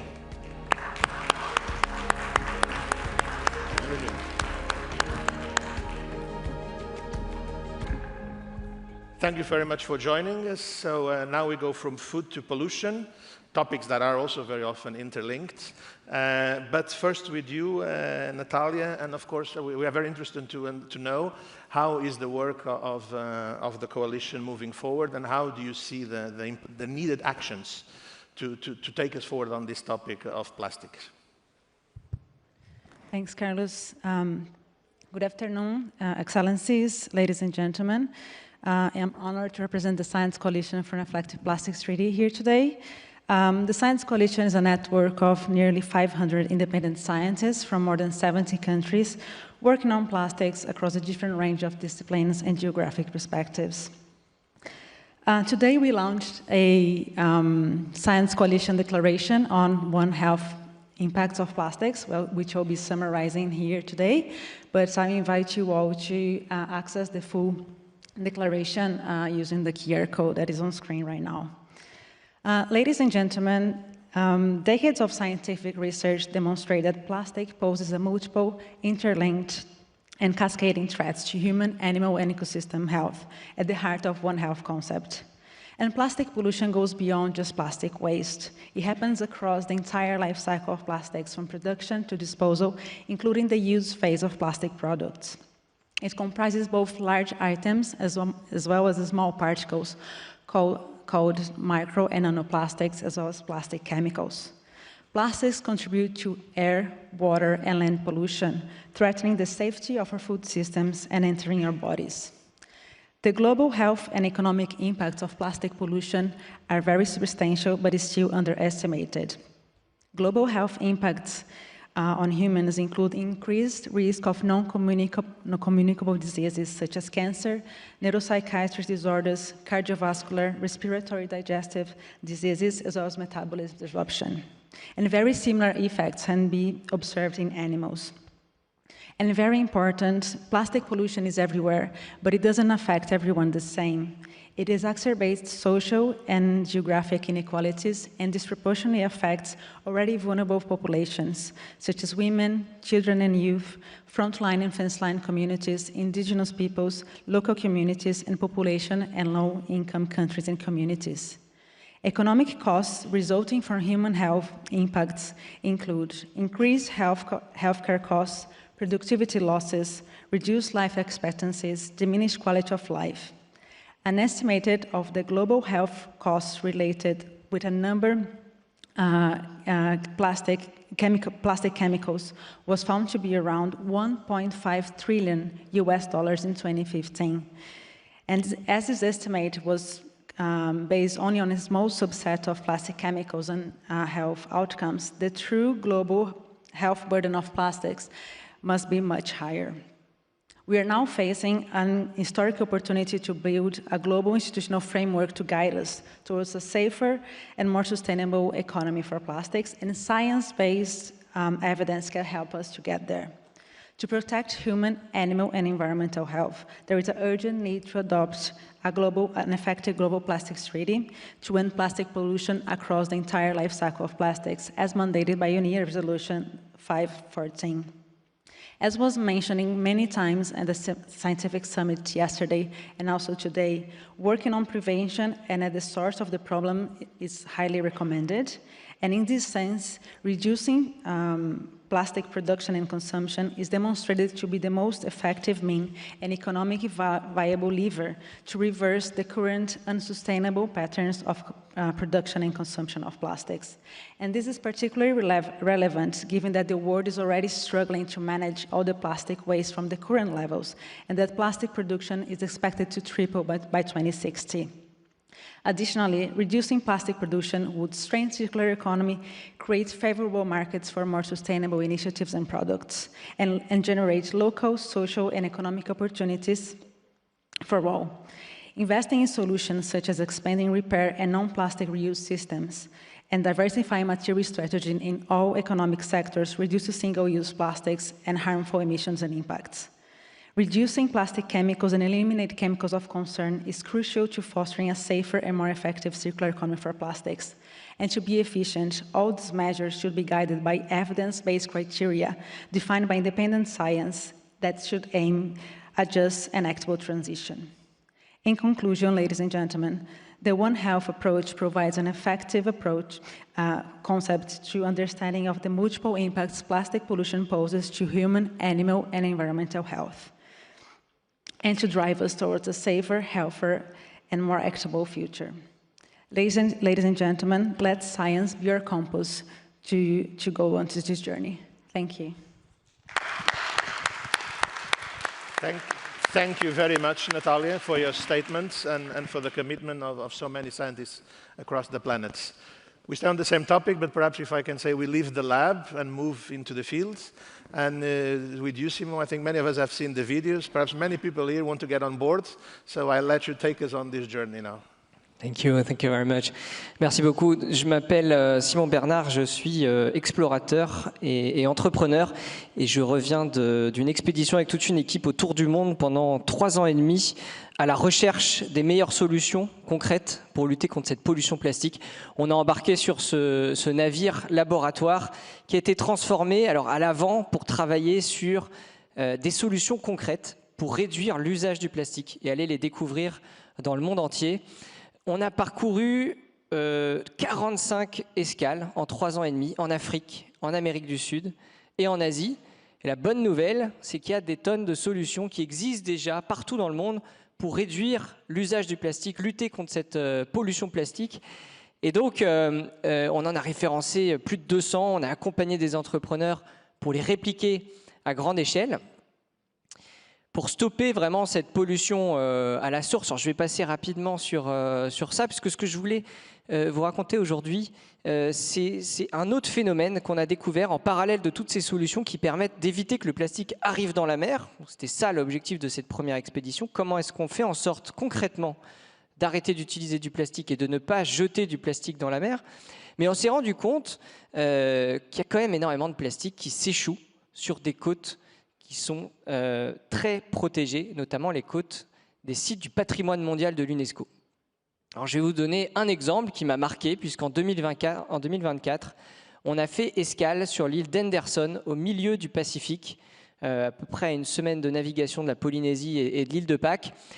Et on s'est rendu compte que ce joyau de la biodiversité, qui compte parmi les 50 sites les plus protégés de la planète, accueille des espèces endémiques incroyables. Au total, tous ces sites représentent 15% de la biodiversité mondiale.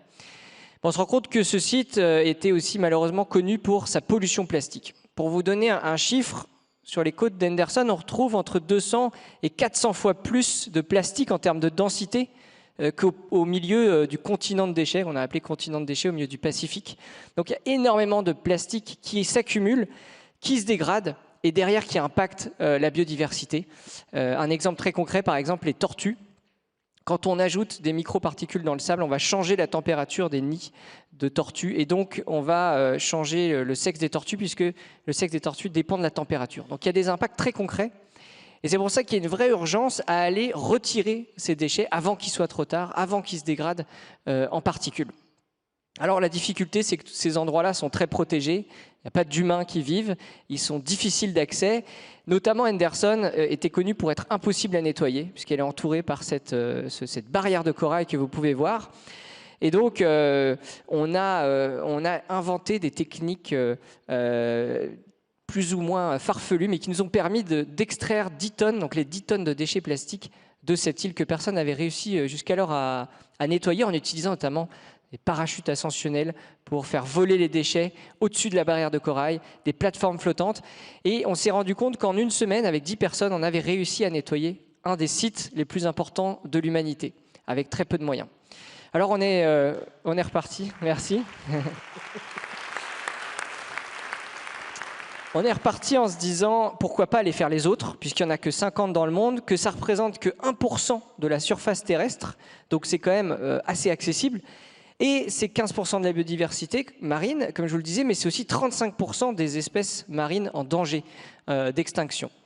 Alors on s'est rapproché de l'UNESCO, on a signé un partenariat pendant l'UNOC à Nice avec l'UNESCO, et puis on a reçu aussi la visite du président Macron sur notre bateau à l'île Maurice qui a soutenu ce nouveau projet.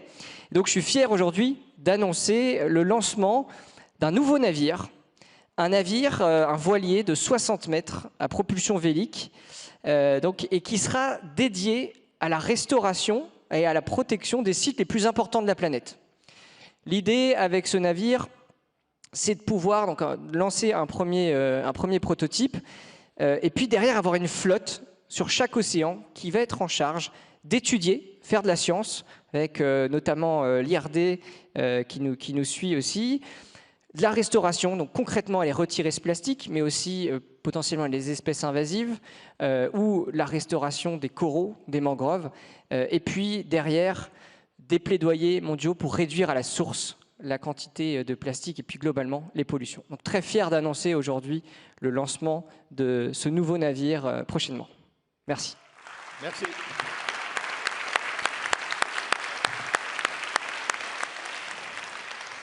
Ladies and gentlemen, thank you to all the panelists who have already addressed us. This is also my quick minute of short reflection of what we've heard here today. And very quick 3 bullet points. First one, picking up on what you've said here. We need strong commitment. It makes sense even in the face of dramatic adversities. And then from our food and from our pollution colleagues, these silos need to be bridged. They need to be connected, and they are part of an approach that really needs to look to all the dots. Second quick bullet point, I think you're all deserving a huge applause later on, not now, to say we have probably broken also the Guinness record for quickest science to action translation. Yesterday in this room, hundreds of scientists came together and we published the recommendations. They are still hot from the press. And we had the Tuesday since the morning until now, including now, of ticking the box, science recommendations, turning to action. And last, because the ambassador was kind enough, the minister was kind enough to introduce me as a believer in One Health, I just want to share with you a sentence, not mine, that I profoundly believe embodies the spirit of One Health. And I was privileged to listen to Pope Leo XIV when he addressed the Food and Agriculture Organization at its 80th anniversary. And he said, at an historic moment marked by deep divisions and contradictions, to feel united by the bond of collaboration, it's not just a beautiful ideal, but a decisive call to action. We must not be content with filling walls with large, eye-catching posters. The time has come to make a renewed commitment that will have a positive impact on the lives of those who expect tangible action from us. And with that, I give the floor to an organization that really is the guardian of our planet health. Madam Executive Director, the floor is yours.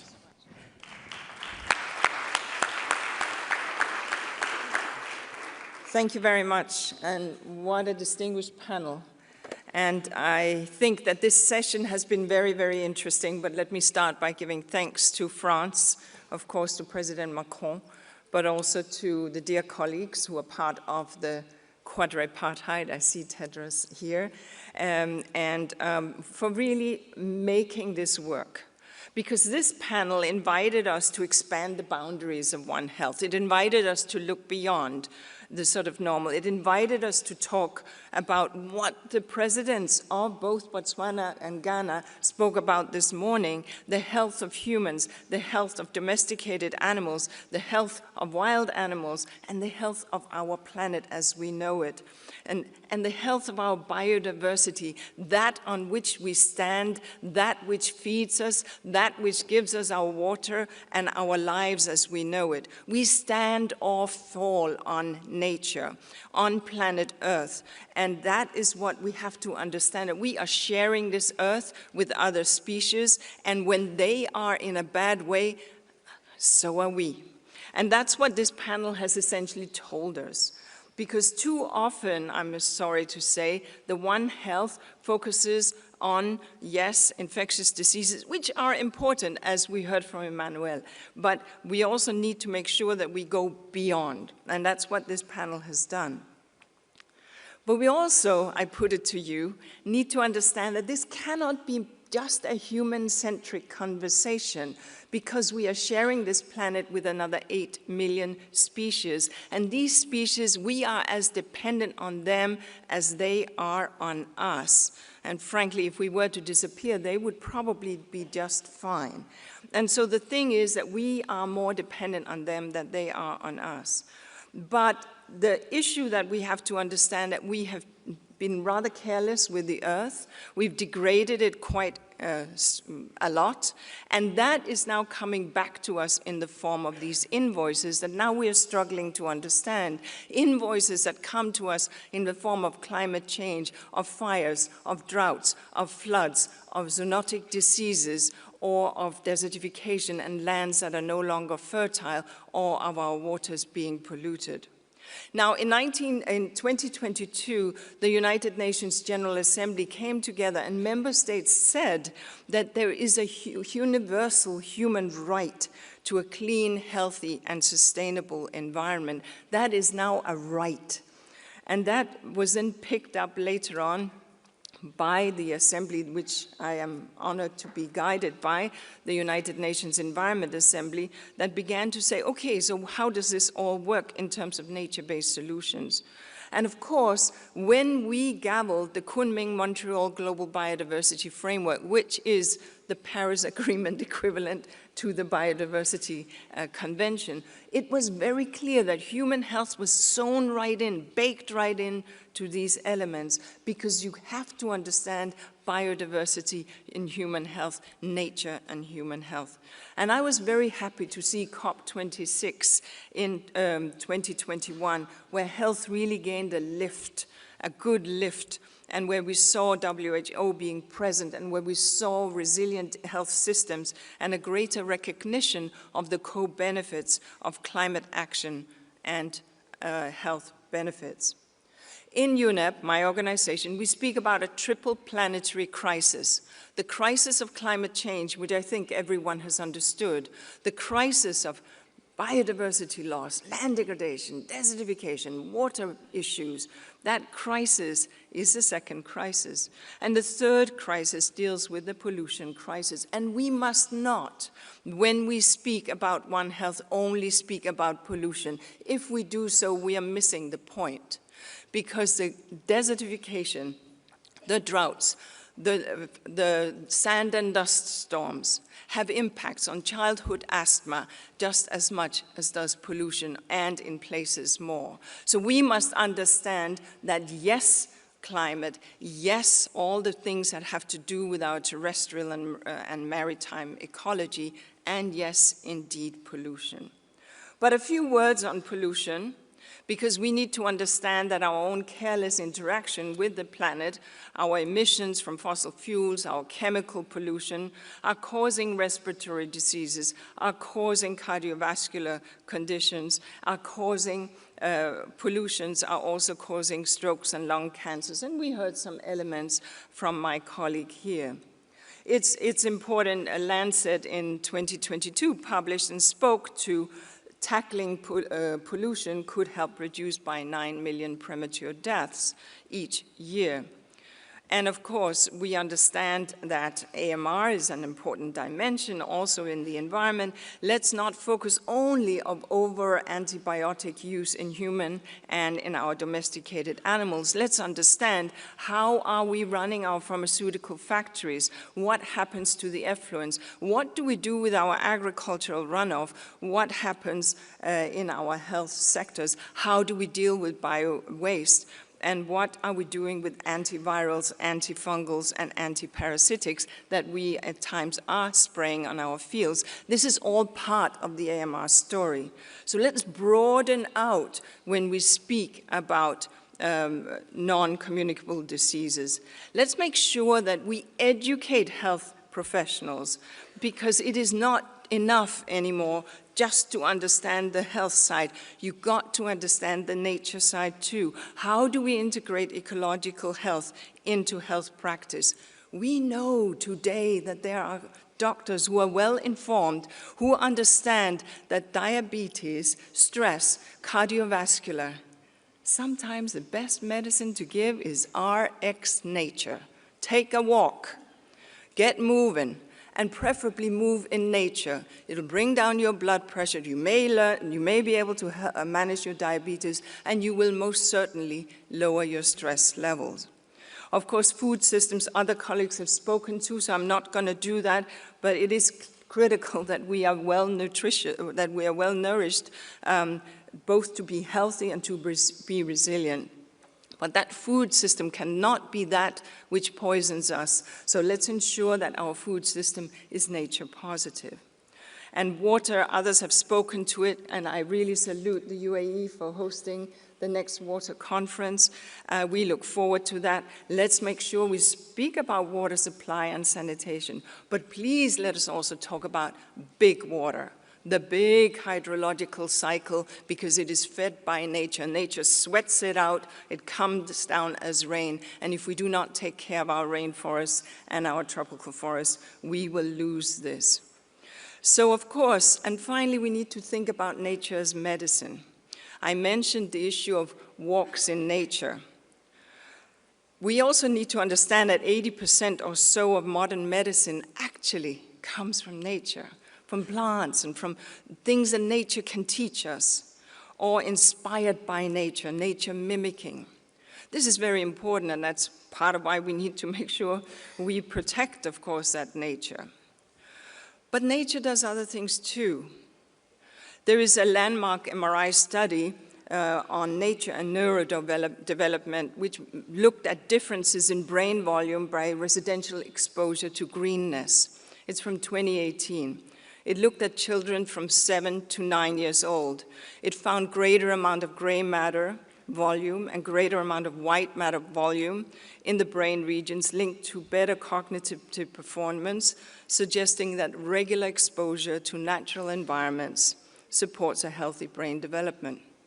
This is not for the faint-hearted.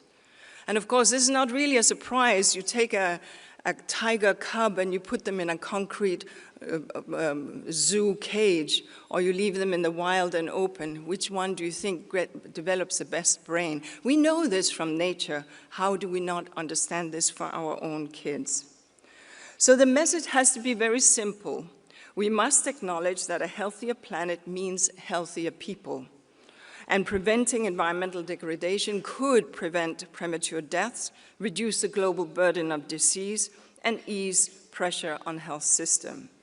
From UNEP, my organization, I take this opportunity to affirm our commitment to support countries in integrating biodiversity health linkages into the 70 countries that we have the privilege of being supportive of as they prepare their national biodiversity strategies and action plans.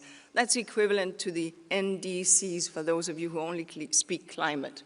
But these plans are very important. We will work to lift the One Health dimension. I also want to affirm our commitment to strengthen our work on wastewater and environmental surveillance. We do a lot of that surveillance in priority countries in Africa to enhance capacities to detect health and environmental related risks. Bottom line is the quadripartite, the One Health Joint Action Plan. That's our map. That's what we have to do. And holistic and collaborative solutions, that's the way we will get there.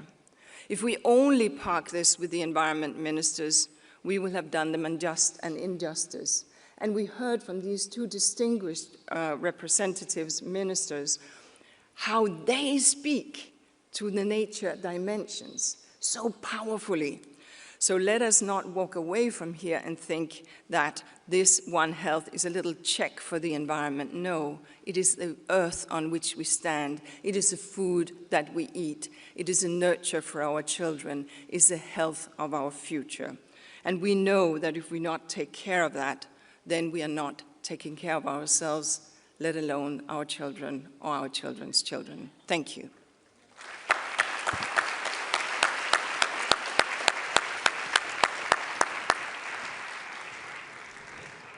Merci à tous. Can you hear me? Oh, here it goes. Please join me in applauding this wonderful panel.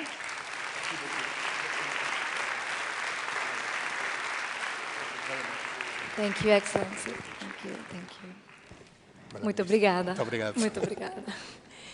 Obrigada. Merci à tous d'avoir rappelé notre responsabilité partagée face à ces enjeux qui engagent notre avenir. Car si nous avons le devoir de préserver l'environnement, c'est avant tout pour la santé de toutes et de tous et des futures générations, la nôtre, la vôtre, mais surtout celle de nos enfants et des générations qui viendront après. Nous allons donc passer la parole aux jeunes. Ils nous ont interpellés hier. Oui, vous pouvez les applaudir, les jeunes. Merci. C'est surtout pour eux qu'on est ici. Et je vous propose de les regarder dans une petite vidéo.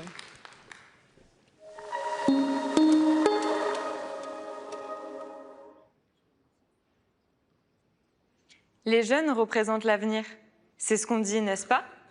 Mais cet avenir, nous, les jeunes, nous le construisons déjà, ici et maintenant, dans les villes et les campagnes, dans les écoles, dans les universités, les associations, les laboratoires. Nous agissons chaque jour pour un futur durable. La santé des écosystèmes, celle du monde animal et celle des sociétés humaines sont indissociables. L'approche One Health, ce n'est pas l'affaire de quelques experts. Elle exige une action collective à laquelle nous, les jeunes, nous participons pleinement. Notre expertise, forgée au plus près du terrain, est une ressource précieuse.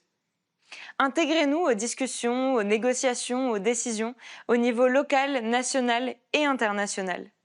Ouvrez-nous les portes de vos institutions sans discrimination. Reconnaissez la richesse de tous les savoirs, y compris les savoirs communautaires. Pour agir durablement, nous avons d'abord besoin de moyens pérennes. Nous demandons des bourses, un volontariat indemnisé, des emplois qualifiés et justement rémunérés, le soutien à l'entrepreneuriat, des programmes de recherche et d'innovation citoyenne. Nous soutenir, ce n'est pas un coût. C'est un investissement dans l'avenir. C'est garantir la relève des professionnels de demain. C'est garantir la continuité des engagements d'aujourd'hui. Nous appelons aussi à des pédagogies actives et concrètes, transdisciplinaires et inclusives. Apprenons l'interdépendance en tous les êtres vivants dès la petite enfance. C'est une condition essentielle pour préserver l'environnement, prévenir les crises sanitaires et bâtir des sociétés plus justes. Enfin, nous plaidons pour une information accessible, attractive, fondée sur la science. Une information qui ne se contente pas d'alerter, mais une information qui propose des clés pour l'action. Avec un vrai soutien, nous serons les ambassadeurs et les ambassadrices les plus efficaces au service de politiques publiques équitables. En ce 7 avril, nous les jeunes, nous sommes déjà engagés dans l'action. Mais seuls, nous n'irons pas loin. Alors mobilisons la force des réseaux, créons des synergies entre jeunes, scientifiques, décideurs et citoyens à la hauteur des défis que l'approche One Health exige.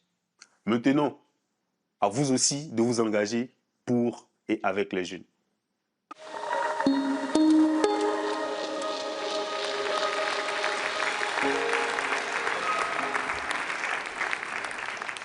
I think after listening to such a powerful message, each of us should think of how we are going to involve the youth in our reflection. So I think we're doing this for them, we're doing this for us, we're doing this for the future generations. And going from a concept, from the idea of One Health to action is precisely what we wanted to do today. Car rien n'est plus fort qu'une idée dont l'heure est enfin venue. Et on peut le voir, grâce à votre mobilisation à toutes et à tous, que cette idée, ce concept de One Health, qui vous semble peut-être une évidence, mais qui ne l'est pas pour beaucoup de personnes encore, et qui ne l'était pas il y a quelques années, est enfin en train de s'ancrer et de se concrétiser. J'aimerais vous remercier déjà d'être restés jusqu'à la fin. Ça a été une journée assez longue, assez dense, mais avec des idées très importantes, avec des annonces aussi.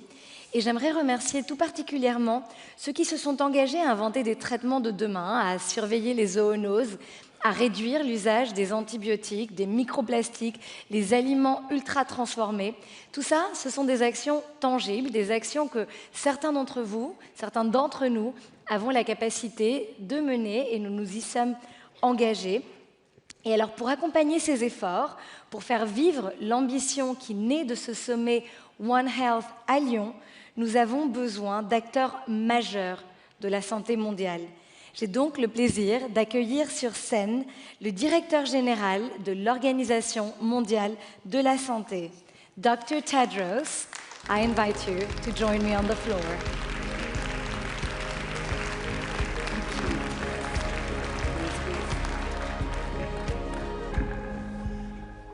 Thank you.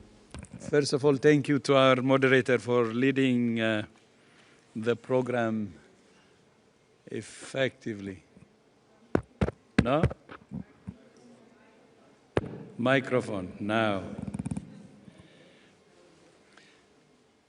Your Excellency, President Mahama, Excellencies, Honorable Ministers, distinguished leaders, colleagues, and friends. Bonjour à toutes et à tous. Next year I will do more.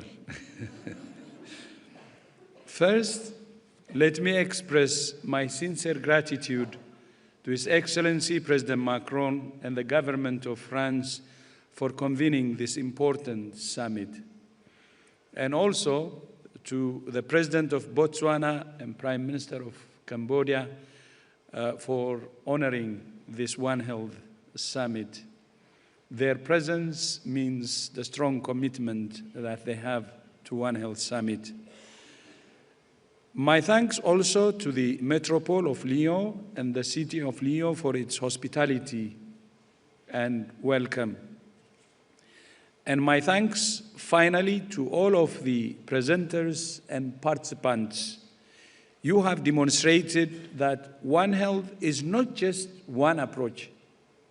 It's the only approach. The health of humans, animals, and the environment are inextricably interwoven. We cannot protect one without protecting all three. There are so many examples: asthma and air pollution, cholera and sanitation, yellow fever, dengue, malaria and mosquitoes, Ebola and fruit bats, or rabies and dogs. We can treat and prevent all of these diseases with vaccines, therapeutics, and other countermeasures. But addressing their root cause demands a One Health approach, not as an abstract concept, but a concrete action.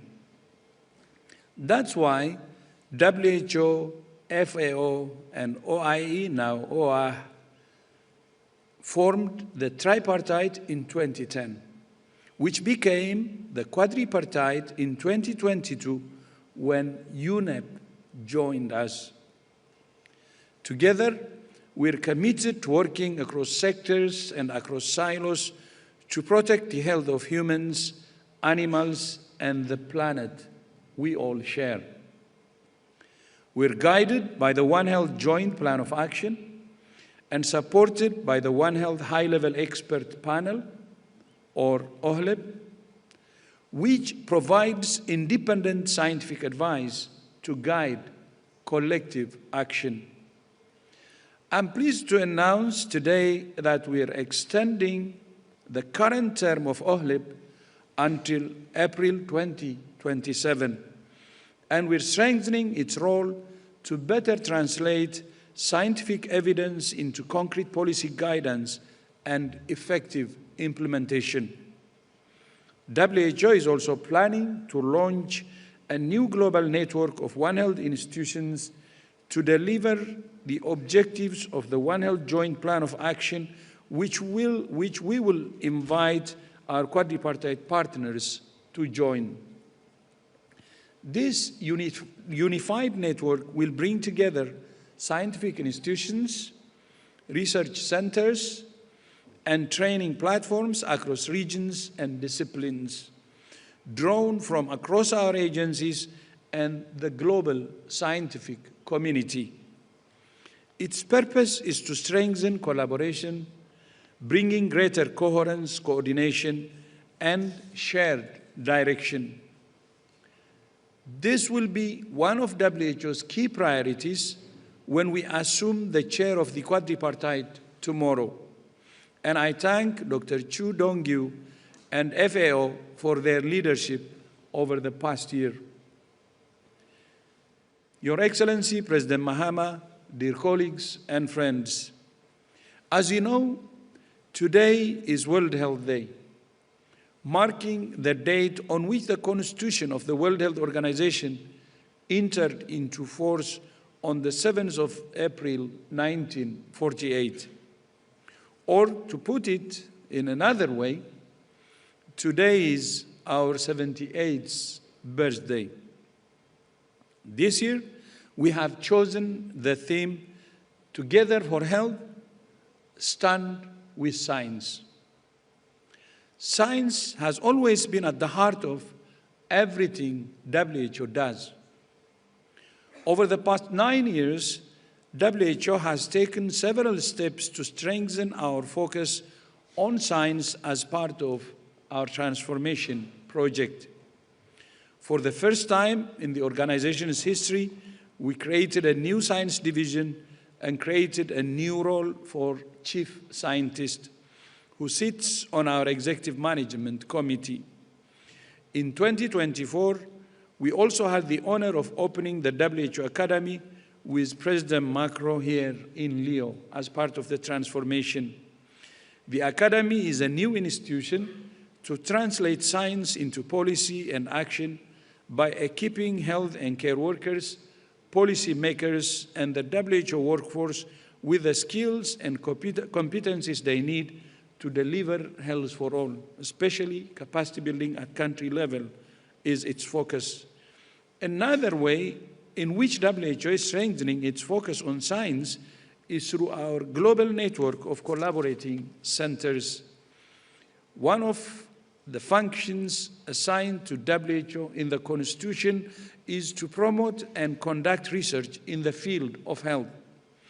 But rather than establish its own research institutions, from the beginning, WHO's member states decided that we should leverage the expertise of institutions around the world, what we know today as WHO collaborating centers. Over the past 78 years, WHO has built a network of almost 800 collaborating centers from universities, research institutions, hospitals, and laboratories in 80 countries, the largest network of public health institutions in the world. Many of these collaborating centers work on One Health issues, such as the seasonal influenza vaccine composition, or the global antimicrobial resistance and youth surveillance system, GLASS. Starting today, WHO is hosting a global forum of WHO collaborating centers here in Lyon, bringing together experts from hundreds of collaborating centers.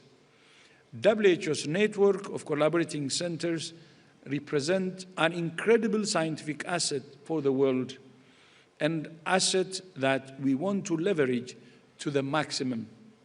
Once again, my thanks to His Excellency, President Macron, and to the government and people of France for your hospitality in hosting the meeting. My thanks also to our quadripartite partners for your leadership and partnership. The health of humans, animals, and our environment cannot be separated, and neither can we. Together for science, together for One Health. Merci beaucoup. Thank you. Thank you. Thank you very much, Dr. Tedros, and happy birthday to the WHO. It is indeed a very, yes, you can applaud them. It is a very, very special birthday, one that puts science at the heart of the discussions and the defense of science. All over the world, people are challenging scientific knowledge. They're comparing it to opinions, and we cannot let that happen. We need to keep listening to scientists. We need to give them a voice and translate their recommendations into public policy. This is exactly what the Republic of Ghana is doing, and we want to thank you, Mr. President, for accepting to co-host this summit and for your active implication in the defense of science and of health. I would like to give you the floor for concluding remarks, thanking you again for your presence here in Paris. Dr. Mahama.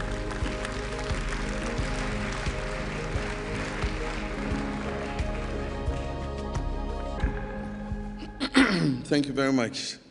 And let me just say, distinguished participants, I think we've had a very interesting 2 days, and the presentations have been excellent.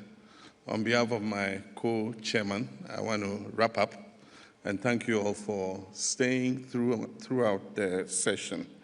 I want to thank President Macron and the organizers for the wonderful organization that has made this conference such a success. All those who participated in the discussions, the scientists, the nutritionists, the plastic activists, and everybody, we want to thank you for all that you've done. We also want to thank the city of Lyon for being such good host. It's been a beautiful spring season.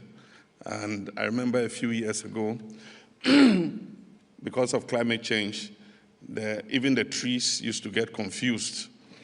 There was a story of, the trees had gotten used to bringing the cherry blossoms at a certain time. And so they thought it was spring, and so the cherry blossoms came, and then there was a winter blast all of a sudden, and the trees were confused whether to shed the cherry blossoms or to continue to say that it was spring. But the presentations have been very interesting.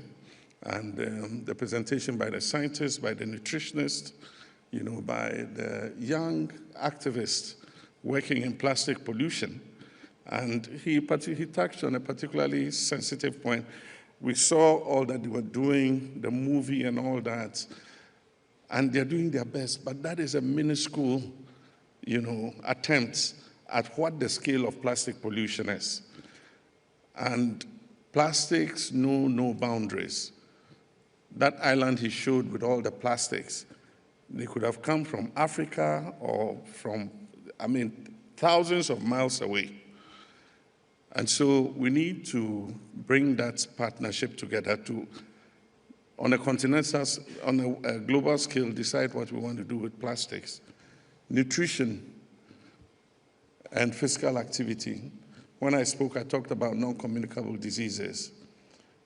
In the past, in Africa, our forebears were more used to a lot of physical activity because of the occupations that they had.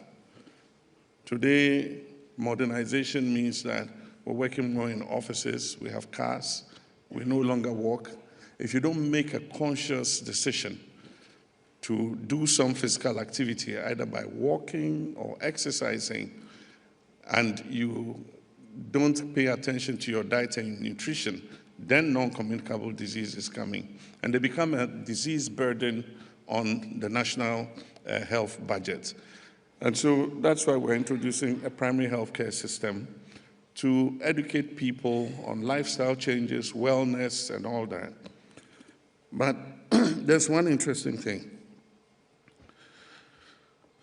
Human beings are responsible for disturbing the ecosystem. The animals are not to blame. The forests are not to blame. The waters are not to blame.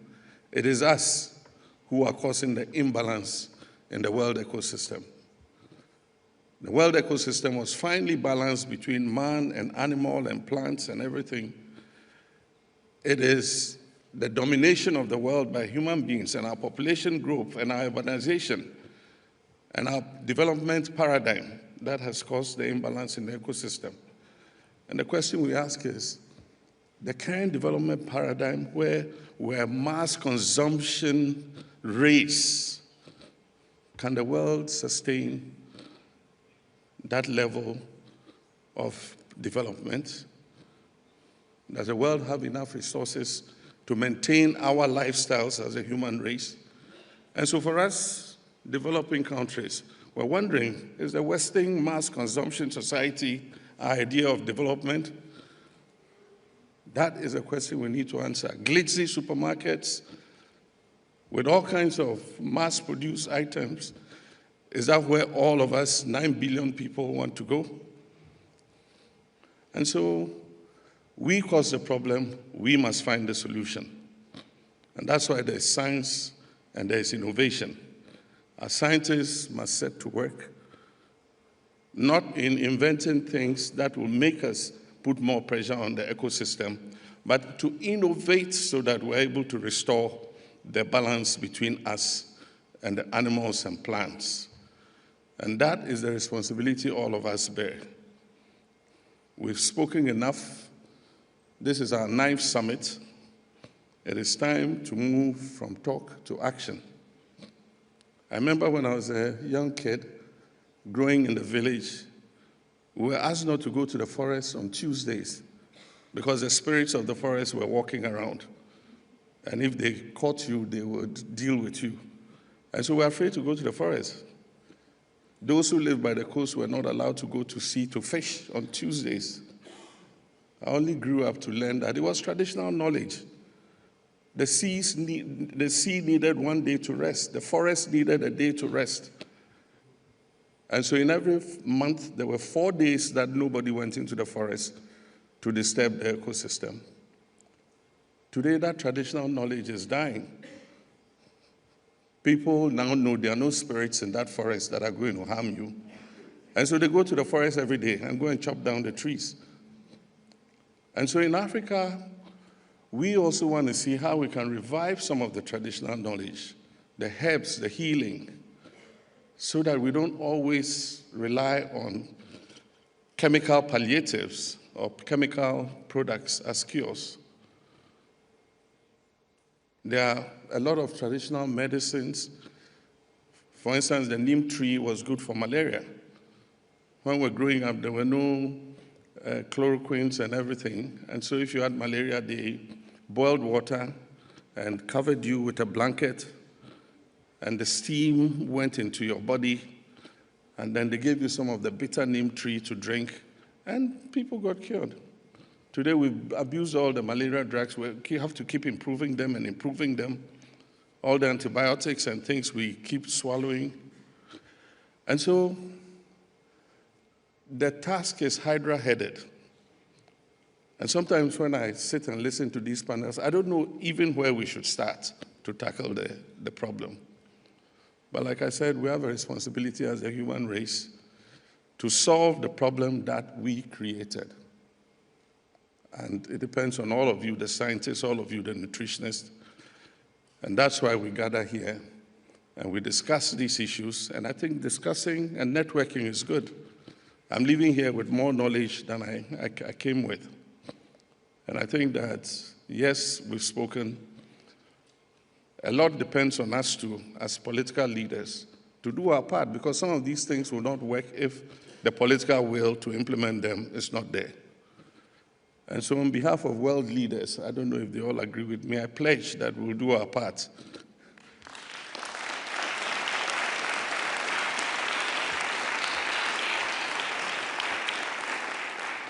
Because we must leave the world a better place than we met it. For our young people, we saw the video. They said, yes, it's our future, but we're planning that future today. A future without plastic pollution. A future without poisoning. A future without conflict, because it even goes down to conflict.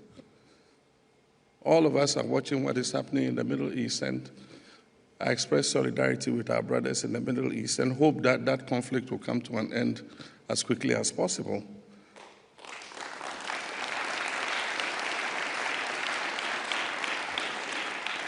Because there are many things that we face as a world, and we need peace to be able to resolve those issues. And so we solidarize with our brothers in the Middle East and hope that the conflict comes to an end as soon as possible. And so let's innovate, and let's act together, and let's move from talk to action. Let's move from networking to implementation.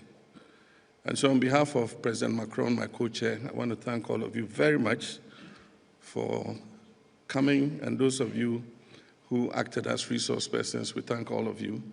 And I wish all of you a very safe journey back home. Thank you very much.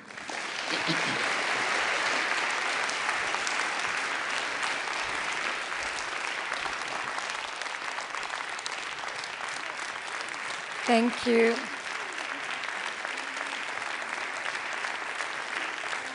Thank you very much, Excellency, Mr. President, for such a powerful message. Before we all go back home, I hope with a lot of new knowledge and ideas to implement in our own home countries, we will now create a link or build a bridge with something that is happening not far from here at the Matmut Stadium in Lyon. There are about 1,200 experts from the collaborating centers of WHO that are gathered in person or online. They've been watching us all day. They've been listening to us. There's a powerful message from Dr. Tedros and President Macron that we are going to show them in just a minute. But I want to thank you all really deeply. On behalf of the government of France, I want to thank all the organizers, all of you that have contributed with very powerful messages, excellencies. I am because you are. We are all interconnected. All of us, wherever we come from, there are no borders to health, that we know, but there are also no borders to human health, animal health, and the environment. If we can take those two very meaningful and powerful ideas home, this would all have been very powerful and interesting and important. And I agree with you, maybe we can speak on behalf of world leaders, maybe not all of world leaders, but there's a lot of world leaders gathered here in this room, and I want to give a very big applause to all of them and to all of you for this very interesting journey. Mesdames et messieurs, bonjour, je suis avec le docteur Tedros. Nous sommes à Lyon, en train de clôturer le premier One Health Summit, qui est un grand succès grâce à la mobilisation de tous. Et je veux à nouveau remercier le docteur Tedros, les équipes de l'Organisation mondiale de la santé. We have a common daughter with Dr. Tedros in Lyon, our academy. And we do cherish this daughter with a lot of people and teams. And I want to say hello to the whole team of the academy, but more broadly, I want to congratulate all the WHO teams. And I want to thank you because you use this momentum of our One Health Summit to gather for the very first time all your collaborating centers. Exactly. More than 800 of them, 2/3 physically in Lyon and 1/3 virtually. And it was the occasion for me to pass the message of mobilization. We do count on WHO, we do count on you. And the whole purpose of this day, even the discussion we had this morning with head of states and governments and international organizations behind closed doors, is to consolidate WHO as the cornerstone of our global organization. We do need science, we do need trust, we do need cooperation, and we do need action. And this is the narrative and the purpose of this day. And this is why this One Health Summit will allow to launch a series of initiatives. We announced a dozen of initiatives involving international organizations, governments, companies, NGOs, and so on. But it will mobilize as well the knowledge and the professionalism and the excellence of your teams. And I want to wish you good work. And I want to commend you for this initiative with all these centers being mobilized. So thank you, Dr. Tedros. Thank you. Thank you, Your Excellency, Mr. President. Actually, it makes your, today, your being with us makes it even special because it's our birthday. It's 78th anniversary of the establishment of the World Health Organization. And hosting this meeting, One Health, with this great attendance of heads of states, ministers, is the best gift for our World Health Day. So thank you so much. And then the other is, as His Excellency said, the WHO Academy is established here, opened its doors in December 2024. And now we believe that this daughter of ours, the WHO Academy in Lyon, will be a game changer, especially in building country capacity. Because what we have been saying is the most important, especially today, is country ownership and country capacity. And result can only be delivered at the country level. So the WHO Academy will support countries who need support from WHO. And I want to thank Your Excellency and France for the support in making this happen. Of course, the last but not least is another historic moment in Lyon. This is the first ever global meeting of our collaborating centers. 800, these are centers of excellence throughout the world.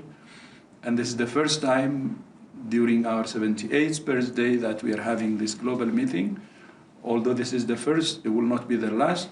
We will continue to have meetings with our collaborating centers on regular basis. And this is part of the reform we have started to work more through our collaborating centers, because we have excellent institutions, not only the 800, but more that we will recruit in the future. So to all collaborating centers who are in Lyon, welcome from me and also from His Excellency, the President. You have our full support and appreciate the support you're giving to humanity.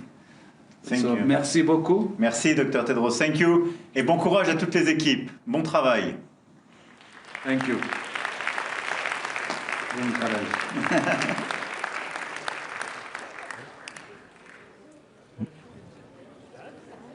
Allô, allô.